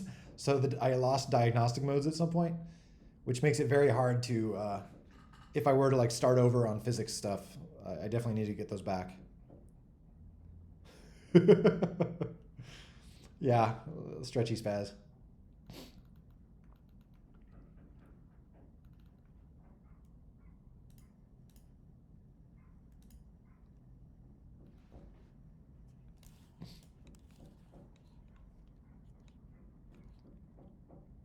What's happening?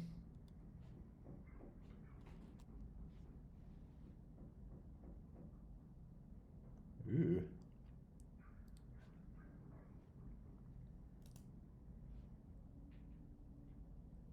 That's fascinating, like the little weird meshy thing going on there.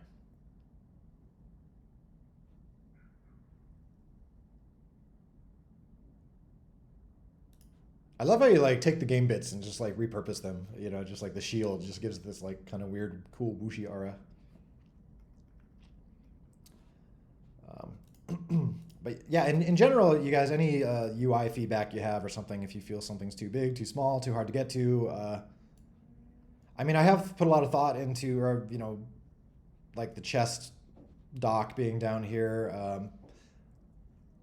It wouldn't. I mean, it would fit here in like large mode, but if you switch into small mode, if you've got like a, let's go, yeah, like a certain ratio of phone, like there's really not much room left places, so things are kind of packed in a little bit. Um, I know some of the UI still looks a little cramped here.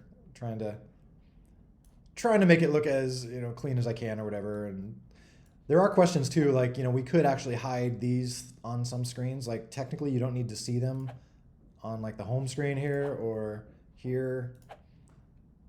Technically, not even here anymore since tournaments no longer require tickets to enter. It's just like it kind of seems like it maybe is okay to just always see your inventory up there. I don't know. Let me know if you have thoughts. If you feel like the UI just looks still too crowded or anything. Like, oh, I'd rather not see this stuff unless I'm like in the store or whatever. I did some cool stuff. Hopefully it looks okay.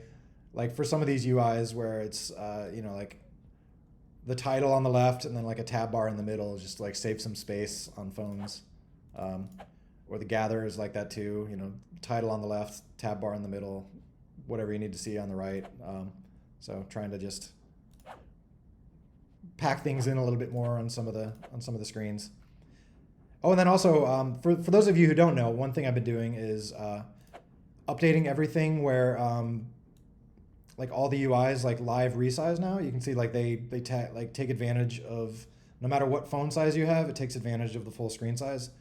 If you remember, it used to just be like a fixed little rectangle here, and so you'd have just a bunch of empty space. But I've been going through everything and updating it to do the right thing, so you can see it like these wrap, etc., etc.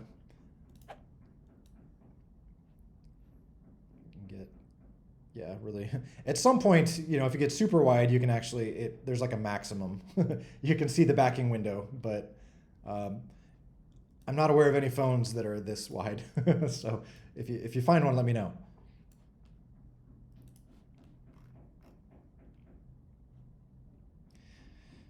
Any news about ranked matches? That is still 1.9 is going to be all about that stuff. So I still need to finish up 1.8, which is package uploads and things. There's not a ton left there. And then 1.9 will be next on deck, which will be all about squads mode and matchmaking and being able to do like ranked tourneys and stuff where all gameplay happens on my servers.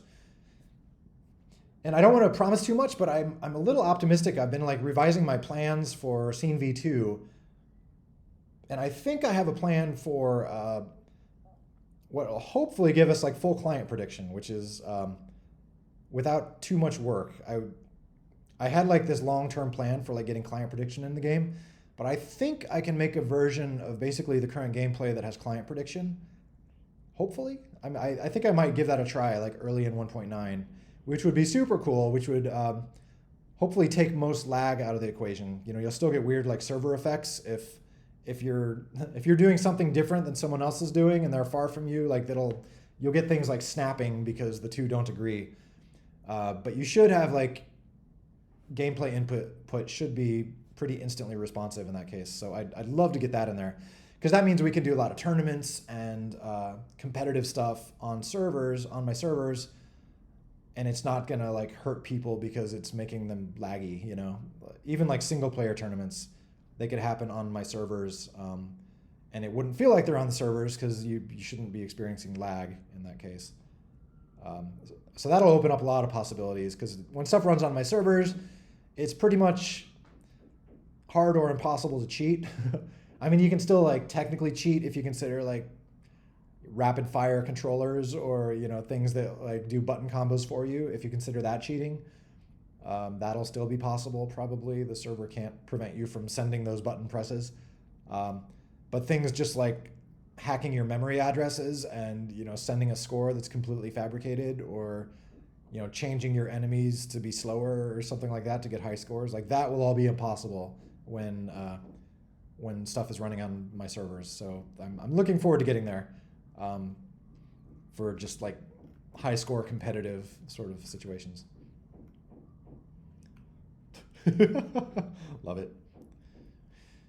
API, I am really hopeful that API 9 will be final. I didn't even plan to bump to API 9, but the UI changes wound up being the UI changes I did for basically doing like I feel like they're totally worth it for just generalizing all this Windows stuff. Like now you can do all this crazy stuff, like just jump around in the UI. It used to be very much like each window was very hard coded. Like when you press the back button, it would create a different window and get rid of this one, and it was all very like set in stone.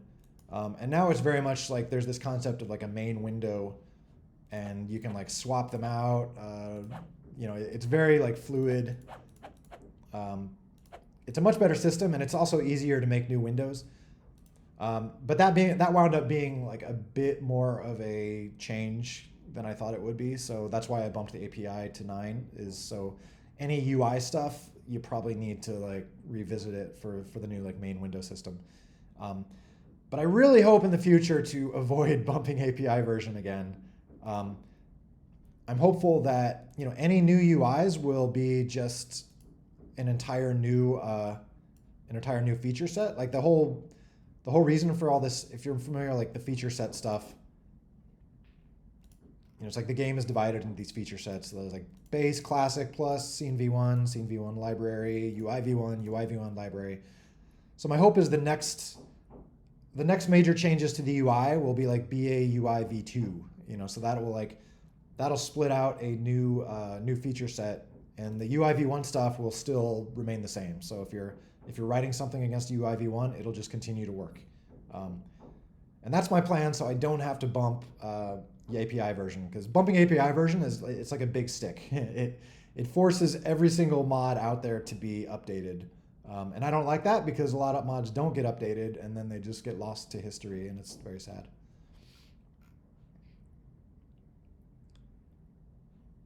Oh, I made a mod uses file selector window, but the cancel button isn't working.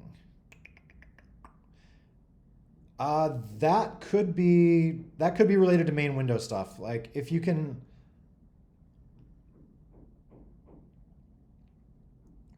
I need to probably check the file selector window to make sure that is, I assume that's a main window now. I need to make sure that is behaving as it should in the first place. It might be something broken in the game. Are you able to use the file selector window if you use it on like an Android phone to select a soundtrack or something? Does it always work correctly? Because yeah, that's my first question, is like, is the file selector window broken, or is this something in your code that needs to be changed? It could be something in my code. But it is, it could also be that like your code just needs to be updated for the main window system. That would be my other guess. It might be doing things in like the old way, and maybe just needs to do them in the new way. So yeah, take a look at that. If you can, ping me offline, or if you can figure out if you think it's something on my end, let me know. I mean, that would be my guess or my hope, just because this the 1737 code has been beat around quite a bit at this point. So I feel like it's there are still things that are broken though. Like someone pointed out. Let me see if this is broken always. I forgot who it was that mentioned the other day, if you do stress tests, CPU benchmark.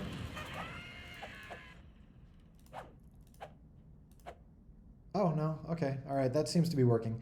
Someone posted a video of like coming out of a stress test and the UI was busted.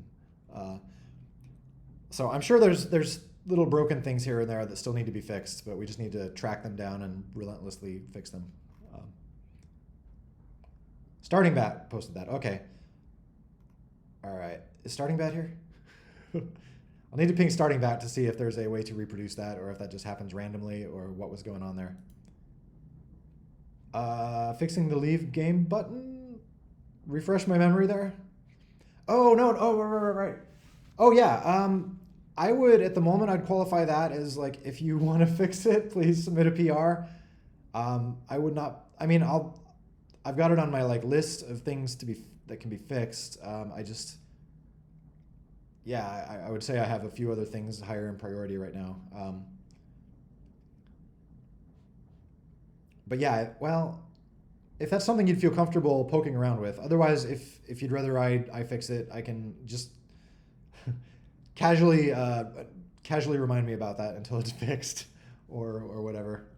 I feel like there's no there's no official like bug fix list that guarantees something is going to get fixed. Like the best way to guarantee something will get fixed is just like ask me about it until it's fixed. Eventually guilt sets in and, you know, I just like drop what I'm doing and fix it.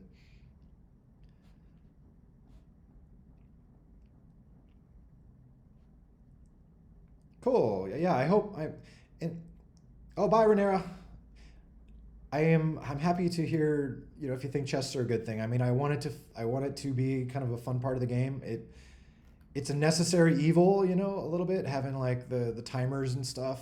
You know, trying to kind of gently nudge people to watch ads or, you know, pay some tokens. But I mean, that's how free to play works. You gotta get players. You know, at least you gotta get some players to pay something. Free to play is not actually free. It's a misnomer. You know, game's got to pay for its servers and all that. So, but I at the same point, I don't want it to feel sleazy. You know, like there's so many games out there that just feel like, okay, this is clearly like a slot machine that doesn't let you progress until you've paid $20 or whatever. Like I don't want it to feel that way. So let me know if it's veering off in that path too much ever or whatever. Oh, bomb rolling and sound bug. I definitely want to fix that, and I have no idea what broke. I tried 1736 and it wasn't working there either, so I don't know when that broke. That is also on my little list of things I really want to fix, because yeah, that super annoys me when you don't hear like a clank. I don't remember making any changes that would have affected that, but I must have. At some point, I feel like one of the earlier 1.7 releases, I made some major like gameplay under the hood organizational changes. So maybe I broke something during that. That's a good question. But yeah, this is another case. Please don't let me forget about this. Because yeah, I'm sure if it is broken, it should probably be an easy fix.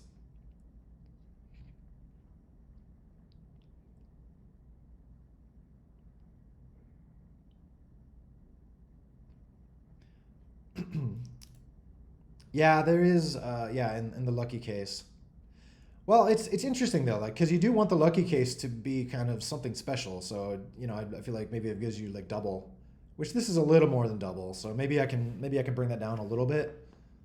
Um, but yeah, it also I guess if that's too high, then it makes like the regular reward seem kind of like who cares? Like I just want to try for the big one again. Eric CCCCCC. This would be one of those things like if your phone was reading the message to you, that would be hilarious. Uh, yeah, I do. No, I do plan on adding fewer tickets and chests. I am just like last night. I started to wire up A/B testing capabilities.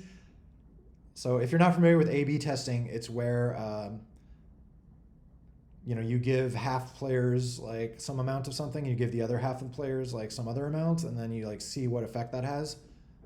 Like,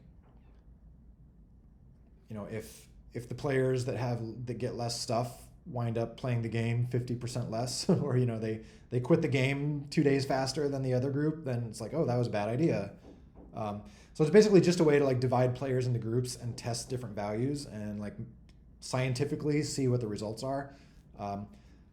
So that's kind of what I plan to do with chests is like try to scientifically see like what good values are that will allow people to or encourage people to pay some tokens, but also encourage people to keep playing the game. Yeah, you know, so trying to find some like metrics in there to find a happy place with tickets and you know weights and things like that. So I will be working on that. I do definitely have to tighten the screws a little bit in terms of rewarding fewer tickets or making waits longer or some combination. I mentioned that earlier. Because yeah, the game is, you know, some people are buying token packs, which is great, but like one thing that's happening is like anyone who does buy token packs, they're only buying the very cheapest one. So that tells me that like there's not that much of a need for tokens for people. So yeah, I just need to get that. You know, ideally, you know, some people should be buying like the mid-range token packs, with a few buying the more expensive and a few buying the cheaper. Like that's kind of the target point. Right now, like anyone, if they do buy a token pack, buys the cheaper. So it's clearly not quite balanced. But again, I don't want to ramble on monetization stuff too much. it's important for the game. You know, Amazon makes me pay for servers, so I gotta have money to do that. Uh, but it's not, you know, it's not why we play games. It's not why I'm making the game. If I were making the game only to make money, I'd, you know, make a total just free to play slot machine game. Are these?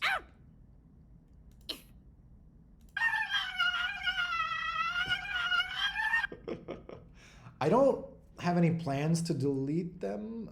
I mean, maybe far in the future or something, but right now my assumption is that any sound effects or media in the game, even if I'm not using it, are probably getting used by mods in some cases. So I wouldn't feel comfortable taking things out, I don't think.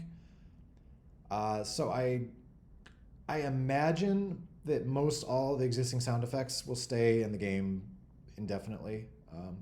I can't say for sure, but that's the plan currently.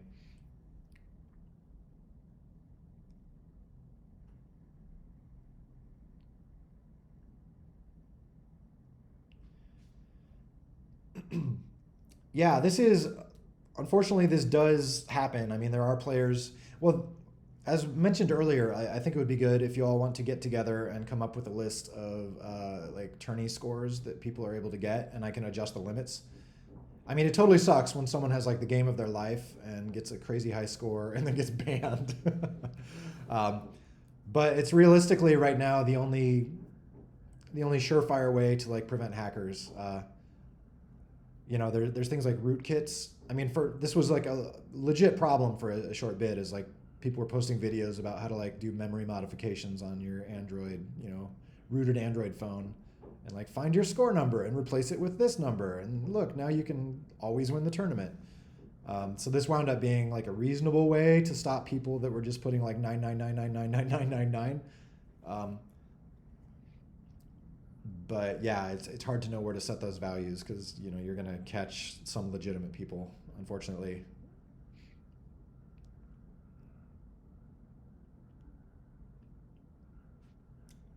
Read.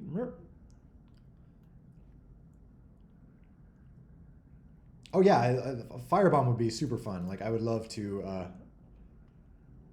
I would love like for me that almost falls under like graphics improvements. I'd love to spend a bunch of time and make some cool fire sprites and like make the ability of them to like attach to rigid bodies, and so you get like the whole like flaming dude running around. Like that would be hilarious, and make it look good. Like I'd love that.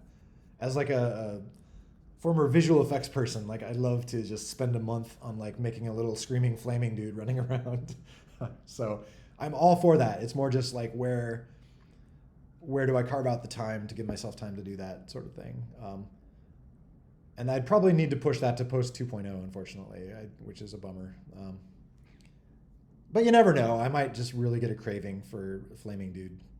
And be like, okay, this next week is Flaming Dude week. There's going to be nothing productive happening in the game. Only flaming, screaming on fire spaz.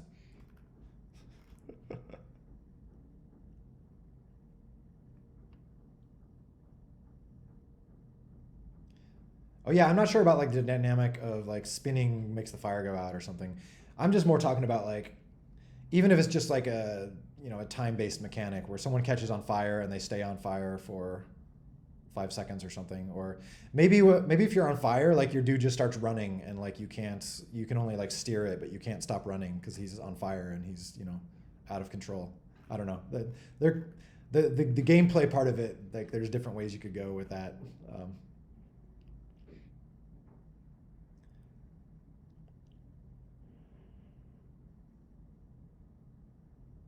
You get banned. Yeah, right now, yeah, banning it just bans your tournament scores. I think, right? It's kind of shadow banning in a way because it doesn't like tell you you're banned. It just like your tournament scores no longer register. Which I did. I kind of wanted to do that on purpose. I didn't want to have like a big message for people saying like you are banned because that makes it easier for hackers to figure out what doesn't get them banned. Because you can like test something and like, oh, this gives me the banned message. Oh, this doesn't. Okay.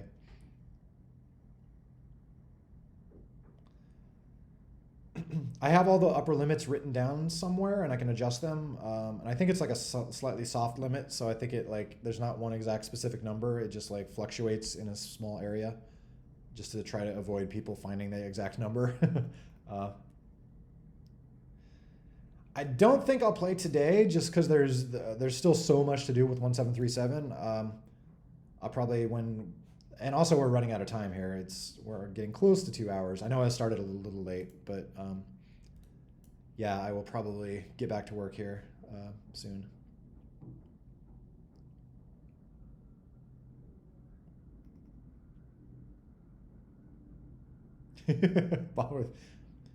Yeah, that's a good question. Yeah, if you're frozen and then you catch on fire, does it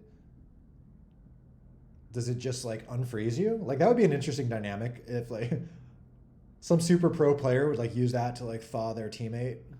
Like that could be kind of neat, you know. One of those things where like you generally never do it on purpose, but it could be like, you know, technically possible.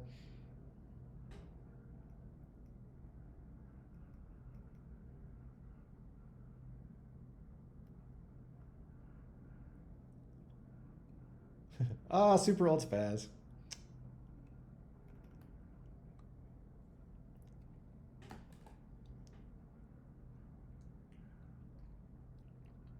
You can see like the original iteration of him looked a little more like the crazy bulging eye. Like you can see where he got his name from a little bit more.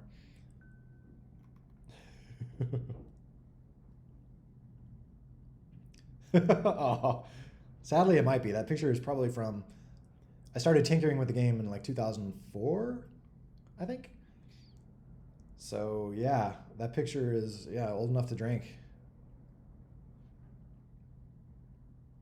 in the U.S. I mean, it's probably been old enough to drink in other countries for a while. No, the source code for that version, and I think there's binaries. There's definitely that version is still around. I just need to at some point. I don't know. It could be fun. Like I could update. Release a special spaz skin for like 2004 spaz. So bits of it'll probably make reappearances.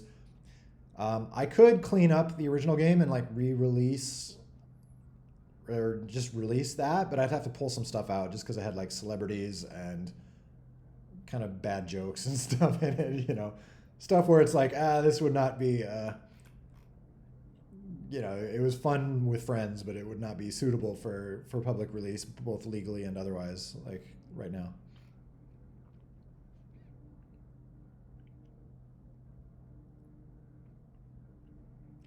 But yeah, that would be interesting. Like that is an interesting thought. Is like basically resurrecting these old versions of. I could bring up like the old maps and some of the old characters and make them available in modern Bomb Squad. That almost might be a better way to like honor their legacy. The original game, it's kind of interesting, but it's so like kind of simplistic and hard. I mean, the current game's hard to control with the wonky physics and stuff, but like it was even worse.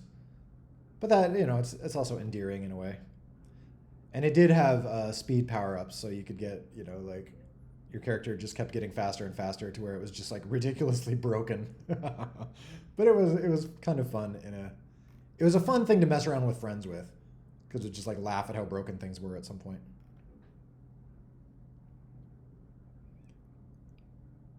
All right, let's see where. Well, I feel like there's not a super clean tutorials and stuff these days. You got to kind of scrounge together a bit of knowledge, and also there's the ways to do it have changed. Like there's workspaces now. Soon there will be asset packs. I mean, technically there is already in a limited way, but so any various documentation you can find might be out of date or might be referring to 1.4 or 1.5 or horse pass.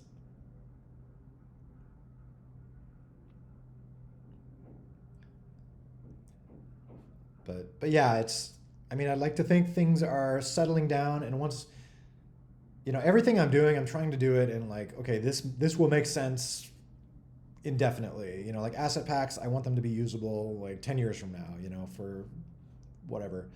When I was first making the game, it was largely like, okay, I'm slapping this together so I have something that works. I'm not going to think about the design. Now I'm like thinking about design. Part of that's just being older, and part of it's just like having worked with the code for so long. So I'm hopeful that, you know, at some point there will be kind of like an established way of doing things, like, right, like making a plugin in a workspace that uses an asset pack, and that'll let you play online with, you know, anyone who wants to, you know, use that game type or whatever. And like that'll just be like the way it works. And then we can hopefully make some nice tutorials for that. Or hopefully it'll be easy enough that it won't need too many tutorials, but still. Like right now it's like this hodgepodge of like, there's still the classic way of just like installing mod files on your phone in the Bomb Squad directory somewhere, or you can use workspaces if you want, or, you know, there's not really like a single like blessed path of doing things. But I do intend for there to be more of like a single blessed path.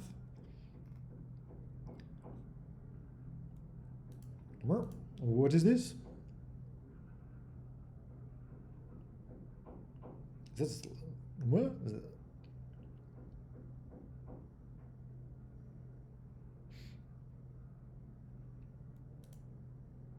Oh, I was like, what? I was like, wait, what? Did I get real drunk one night and like release the game on Steam and totally forgot? Oh, cool. Well, that's neat to see. That is, I know I've asked this before. Is early access still a thing on Steam? Like, do games release while they're still like in development, or I'm wondering like when I should get the thing on Steam. You know, officially 2.0 is going to be the Steam release, but I'm wondering like if it makes sense to get it on Steam in like an early form now, even though it's still, you know, like the language support isn't there and stuff. Um, Kerbal Space Program, that isn't that like imploded though? Like didn't the company like making Kerbal Space Program 2 like dissolve? That was a bummer to hear about. I was never a Kerbal Space Program person, but I had a few friends who were like super into that.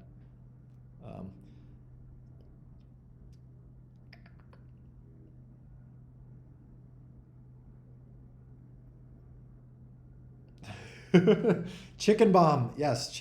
Chicken Bomb is near the top of my to-do list, along with Flaming Running Spaz and Spaz without his helmet now. Like there's more things that are like populating the top of this to-do list. Maybe like 2.1 is gonna have all that stuff. It's gonna have chicken bombs, Spaz without his helmet, and the chicken bomb. Maybe the chickens can be on fire, and then they can make you on fire. It's gonna be insanity, and your helmet burns off, and then you have like a buzz cut. Oh my gosh.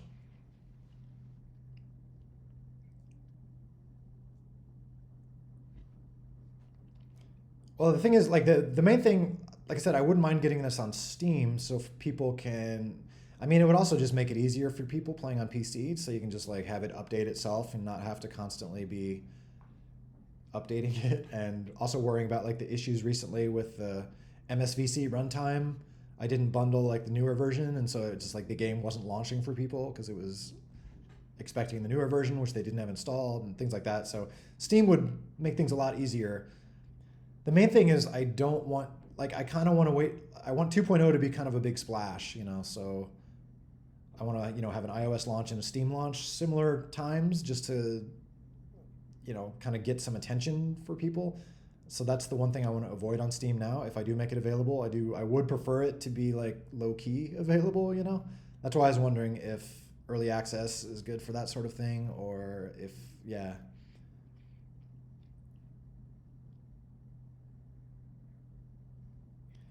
Bomb over it. It looked super cool. I haven't like played it extensively, or you know, I've just like seen it. I haven't even played Getting Over It, or yeah, I've just seen videos. It looks fun. It looks like fun. I'm always in awe of, you know, I love that it like takes the game in a crazy direction, like molds it into something different. Like I always love seeing that.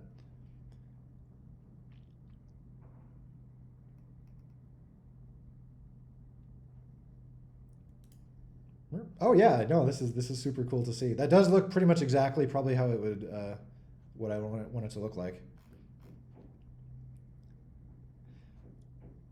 Okay, yeah, so maybe I should reserve the page if nothing else.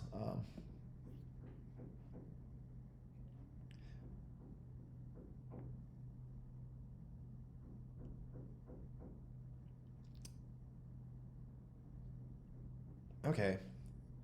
Is early access, like, do early access titles, do they just, I assume anyone can access that, right? And they can charge whatever. It's just like there's nothing special about it. It's just saying that your game is not done yet. Or is there any like limitations on early access stuff?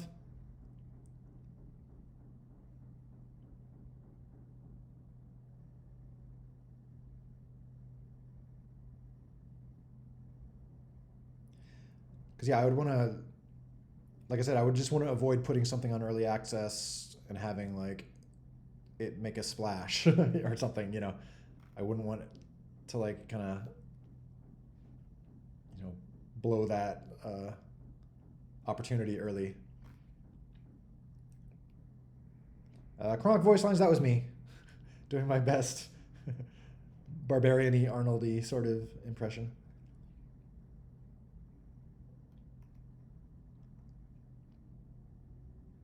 Yeah, I am curious, like myself, on Ninja Fight. There are some insanely low times. I'm sure there's videos out there. I mean, some people are just crazy good, but yeah, I am curious, like the ones that are like seconds. Like, what does that look like, or is that legit?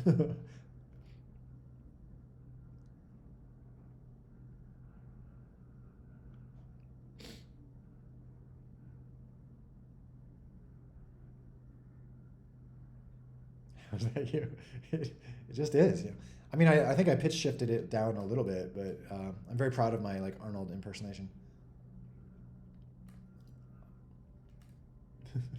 Potato.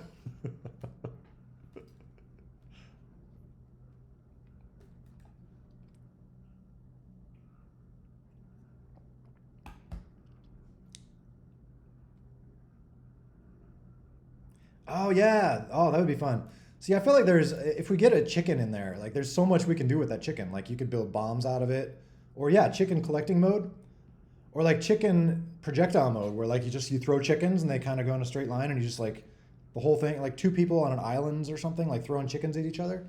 Like there'd be so much fun stuff we could have with chickens. I feel like the Zelda series has shown us like how intimidating and awesome chickens can be in a video game. So yeah, we need that.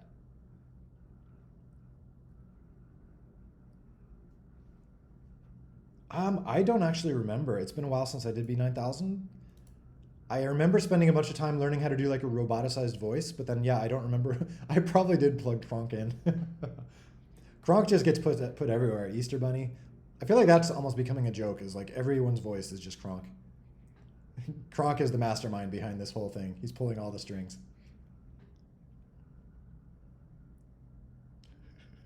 Wow! Potato!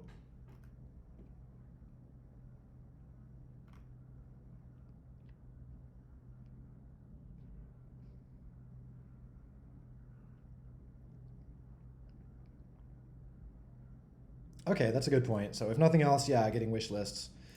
um, like I said, I would be interested potentially in early access if that would be something that people could, for like testing and for basically the people right now who are playing on PC, just giving them an alternative way to get updates and things. Like I said, I just don't want to like do a full release and before it's ready, get a bunch of like negative reviews that it doesn't support Unicode text, things like that.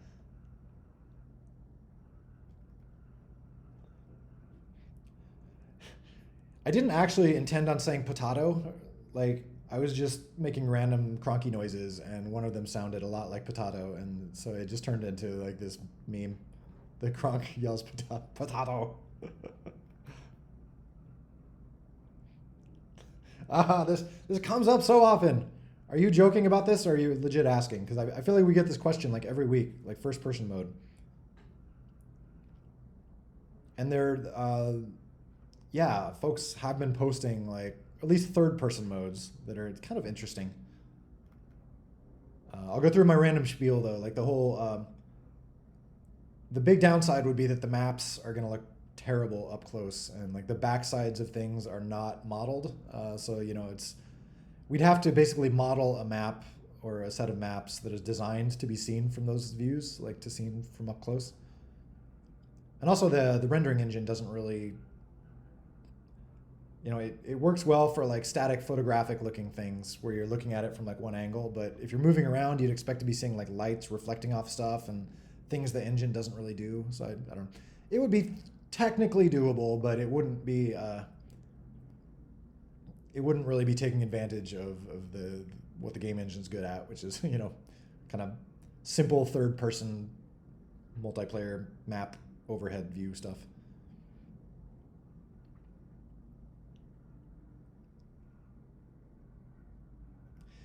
This is like per person camera is like that.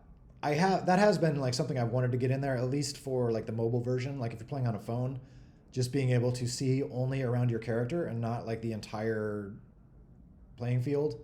To me, that seems like it would be useful. There's just some things, just because like a phone screen is so small, if it, on a big map, if it gets zoomed out, like your guy is so tiny. It could be cool to, yeah, just like show around your character and then have the little arrows, showing where the other players are. So that's just something I would need to implement. I don't know, maybe it would be something where like you could pinch and zoom out, like if you wanted to see the whole map or something. So maybe like a little bit user controllable. That could be kind of neat. That would be, have to like experiment with that to make it interact with on-screen controls correctly, but that could be cool. I've tried to like intentionally have that be a constraint of the game, is like maps should not be big enough that it requires, like it should always look reasonable to show the whole map, because I want the game to be playable like on a TV or, like a shared screen experience. So I don't want to get to the point where like you have to have your own camera, but it could be nice to have that option.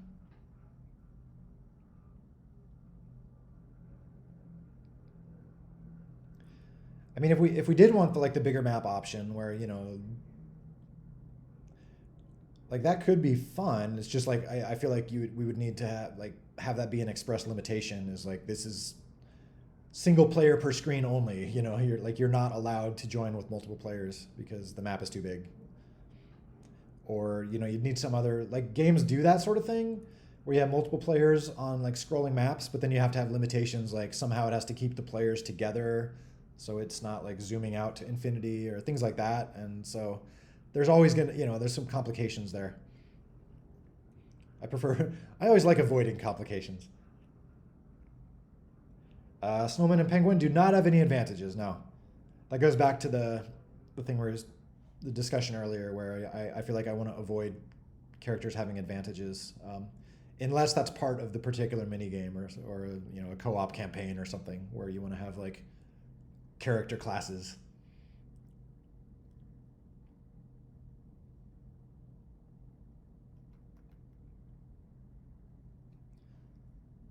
So yeah, big maps could be fun for race, but still, I do feel like keeping them small enough that they could be played on a single screen with multiple players is, I think that's a good constraint to have, unless there's a good reason to break that constraint.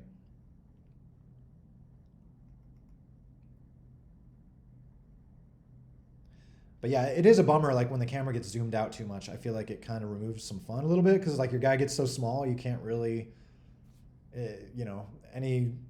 the actions become like less impactful. It's like you're just moving this little ant around on a screen.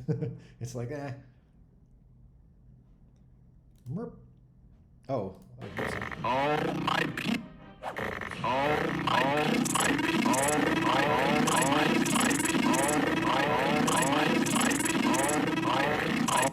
What? Is that? Oh my God, that's got to be a lot of network traffic. The game is. I mean, I haven't done like graphs, but the more people that join the game, basically, it has more stuff to send out to every. I mean, I guess if all those players didn't have characters in the game, I mean, that obviously looks very broken. But I am curious, like how many players have realistically been in like a network game where it didn't like self-destruct or didn't become unplayable just for like network bandwidth reasons.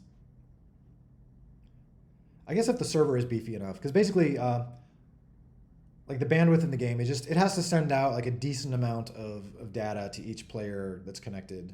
Like that data doesn't get too much bigger, like the more players that connect. It's basically, it'll get a little bigger. Um, but still, like if there's 30 players or 30 clients in there, it's sending out a lot of data. Put a bunch of, yeah, it's,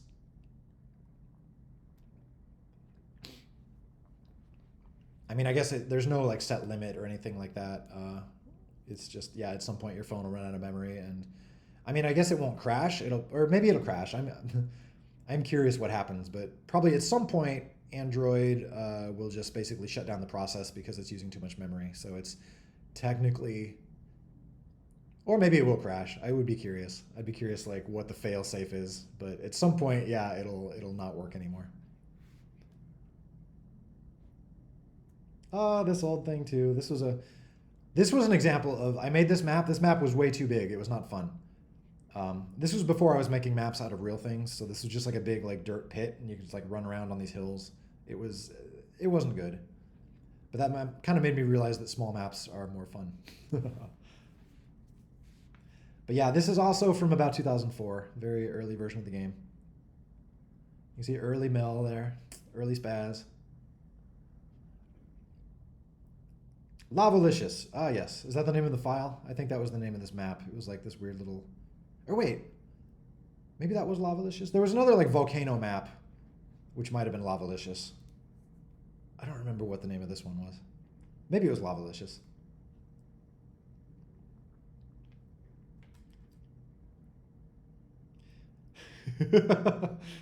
Since the dawn of time.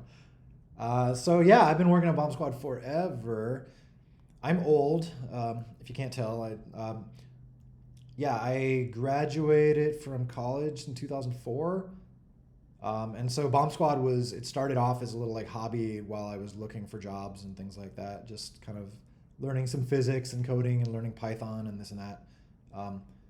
So yeah, I made the first version of Bomb Squad I made in about 2004 and just played with friends. And then, yeah, for the next like 6 years, it was mostly just like a hobby, just something I would like tinker with, and I'd bust it out at like family dinners and, friend get-togethers and stuff like that. And then around 2010 or so, some friends of mine who had a lot of luck making early iPhone games, they're like, Eric, that game's so fun, you got to put it on the store, blah, blah, blah. So then 2011 is when I like cleaned up the game a lot and then finally released it on Mac App Store, which was version 1.0 in 2011. But yeah, it's the original game started in 2004, so it goes way back. There was like years at a time where I just like forgot about it and just didn't touch it, and then like a year or two would pass and be like, oh, I should tinker around on Bomb Squad some more. So then I'd dust it off and add some stuff to it. So it's been around for a while. Oh no. Yeah, these are. I mean, you can call these bugs. I guess they're bugs. It's mostly like this. These sort of physics is. It's like controlled chaos. It's like you're doing your best to like put these little physics constraints in there so that everything stays where it's supposed to go. But like, there's always some random crazy physics event that can happen that can push your rigid body through the floor or just break things. So it's not so much a bug, it's more just like the physics constraints got violated or the fences I tried to put in place did not hold the action.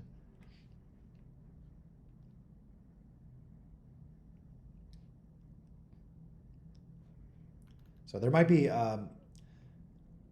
it's an interesting question too. Like if I should I'm using this old physics engine that's not been. It's called Open Dynamics engine. It was like the first open source rigid body engine back around 2004. And yeah, that's still what I'm using in the game. And it's like it hasn't really been developed actively in a long time. It's like super old. But in a way it's nice because it's like not changing and I know it very well and can make it do some cool stuff. But there might also be, more modern physics engines that would be worth using. So I don't know if it would be worth switching at some point. If anything, what I would do, I'd probably keep the old one in there. And so like things like Scene V1 can still keep using that, but then maybe there'll be another option for, Scene V5, maybe it'll switch to I don't know, it's like Jolt Physics or one of the like newer open source engines that's probably a lot fancier. Is this mechanic possible?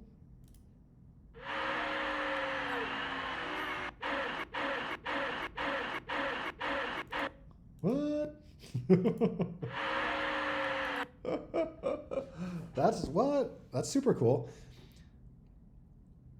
That yeah, someone must have been hacking around with the engine or something, or did that all through Python, which is impressive. I mean, anything's possible with physics. You know, most of the stuff, pretty much everything with the characters is just, you know, physics pushing around rigid bodies. So if you apply physics in the right way, you can make them do anything. That's not like built in. Like he doesn't like have that functionality as part of you know, in the C++ layer or anything. That does make me. It does get me thinking. Like another thing that's come up is like emotes. Like that's been a request is like custom emotes. Like something like that would be super cool. Like unlock, you know, an emote like that.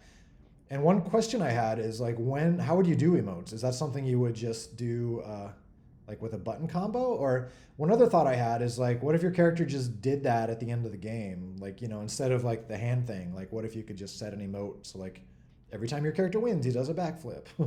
Like that could be cool, right? Or would people prefer like custom emotes that you can just do anytime? Like maybe some combination of the two. I don't know.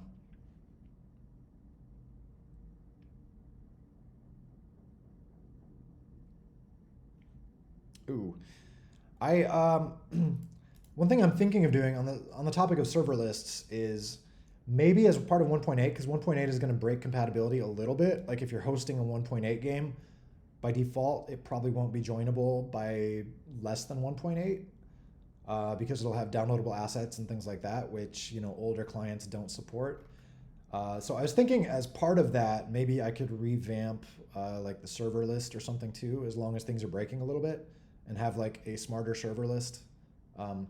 One thing I wanted to do is have things be kind of regional a little bit. Like right now, it pretty much sends you every server in the world, and then your game starts to like ping them, which doesn't scale especially well. So I'd prefer to maybe have it send you ones that it knows are like on your continent at least, and then maybe you'd have the option of like looking for further ones. So anyway, hopefully that would help with like the list jumping around or whatnot, because the list is pretty huge at this point.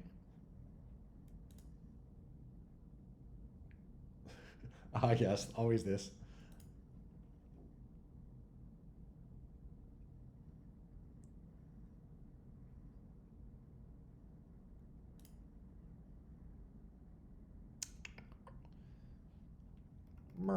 Okay, yeah, I need to like look into. I know there's, you know, V1 accounts were never very secure, so I know it's possible to like steal someone's V1 account or hijack it, or, you know, pretend to be them. If it's possible to delete their account or something, I need to learn more about that, because that's something I'd be more worried about. Basically, I'm slowly moving everything towards the V2 server, and I feel like the V2 part of accounts should be secure. So, you know, as soon as I can, I just want to make everything use the V2 part. I feel like all these old exploits and things, or, you know, any exploits that I'm aware of are, you know, using the fact that V1 accounts are kind of weak. You know, there's like the UUIDs and things like that. I should take a look at this though and see what's going on. I just make sure there's not some way people are like stealing V2 accounts, because that would be very bad.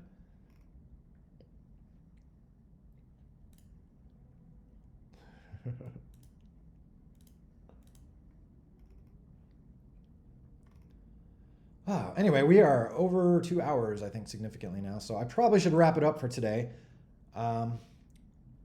Thanks for all the good topics. Anybody have any last questions or comments or thoughts or whatever? I can stick around and try to take a look through DMs here after this and get caught up on a few things.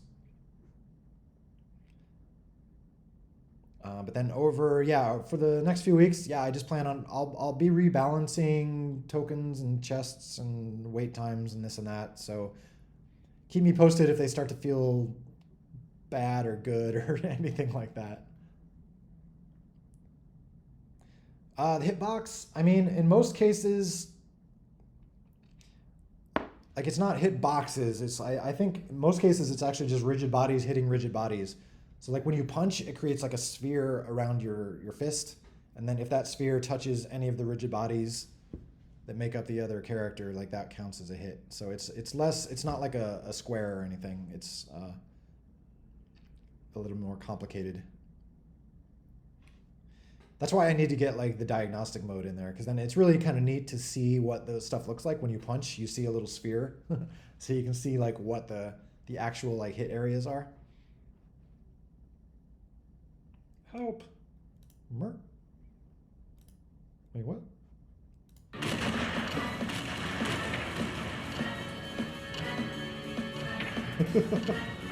What's happening?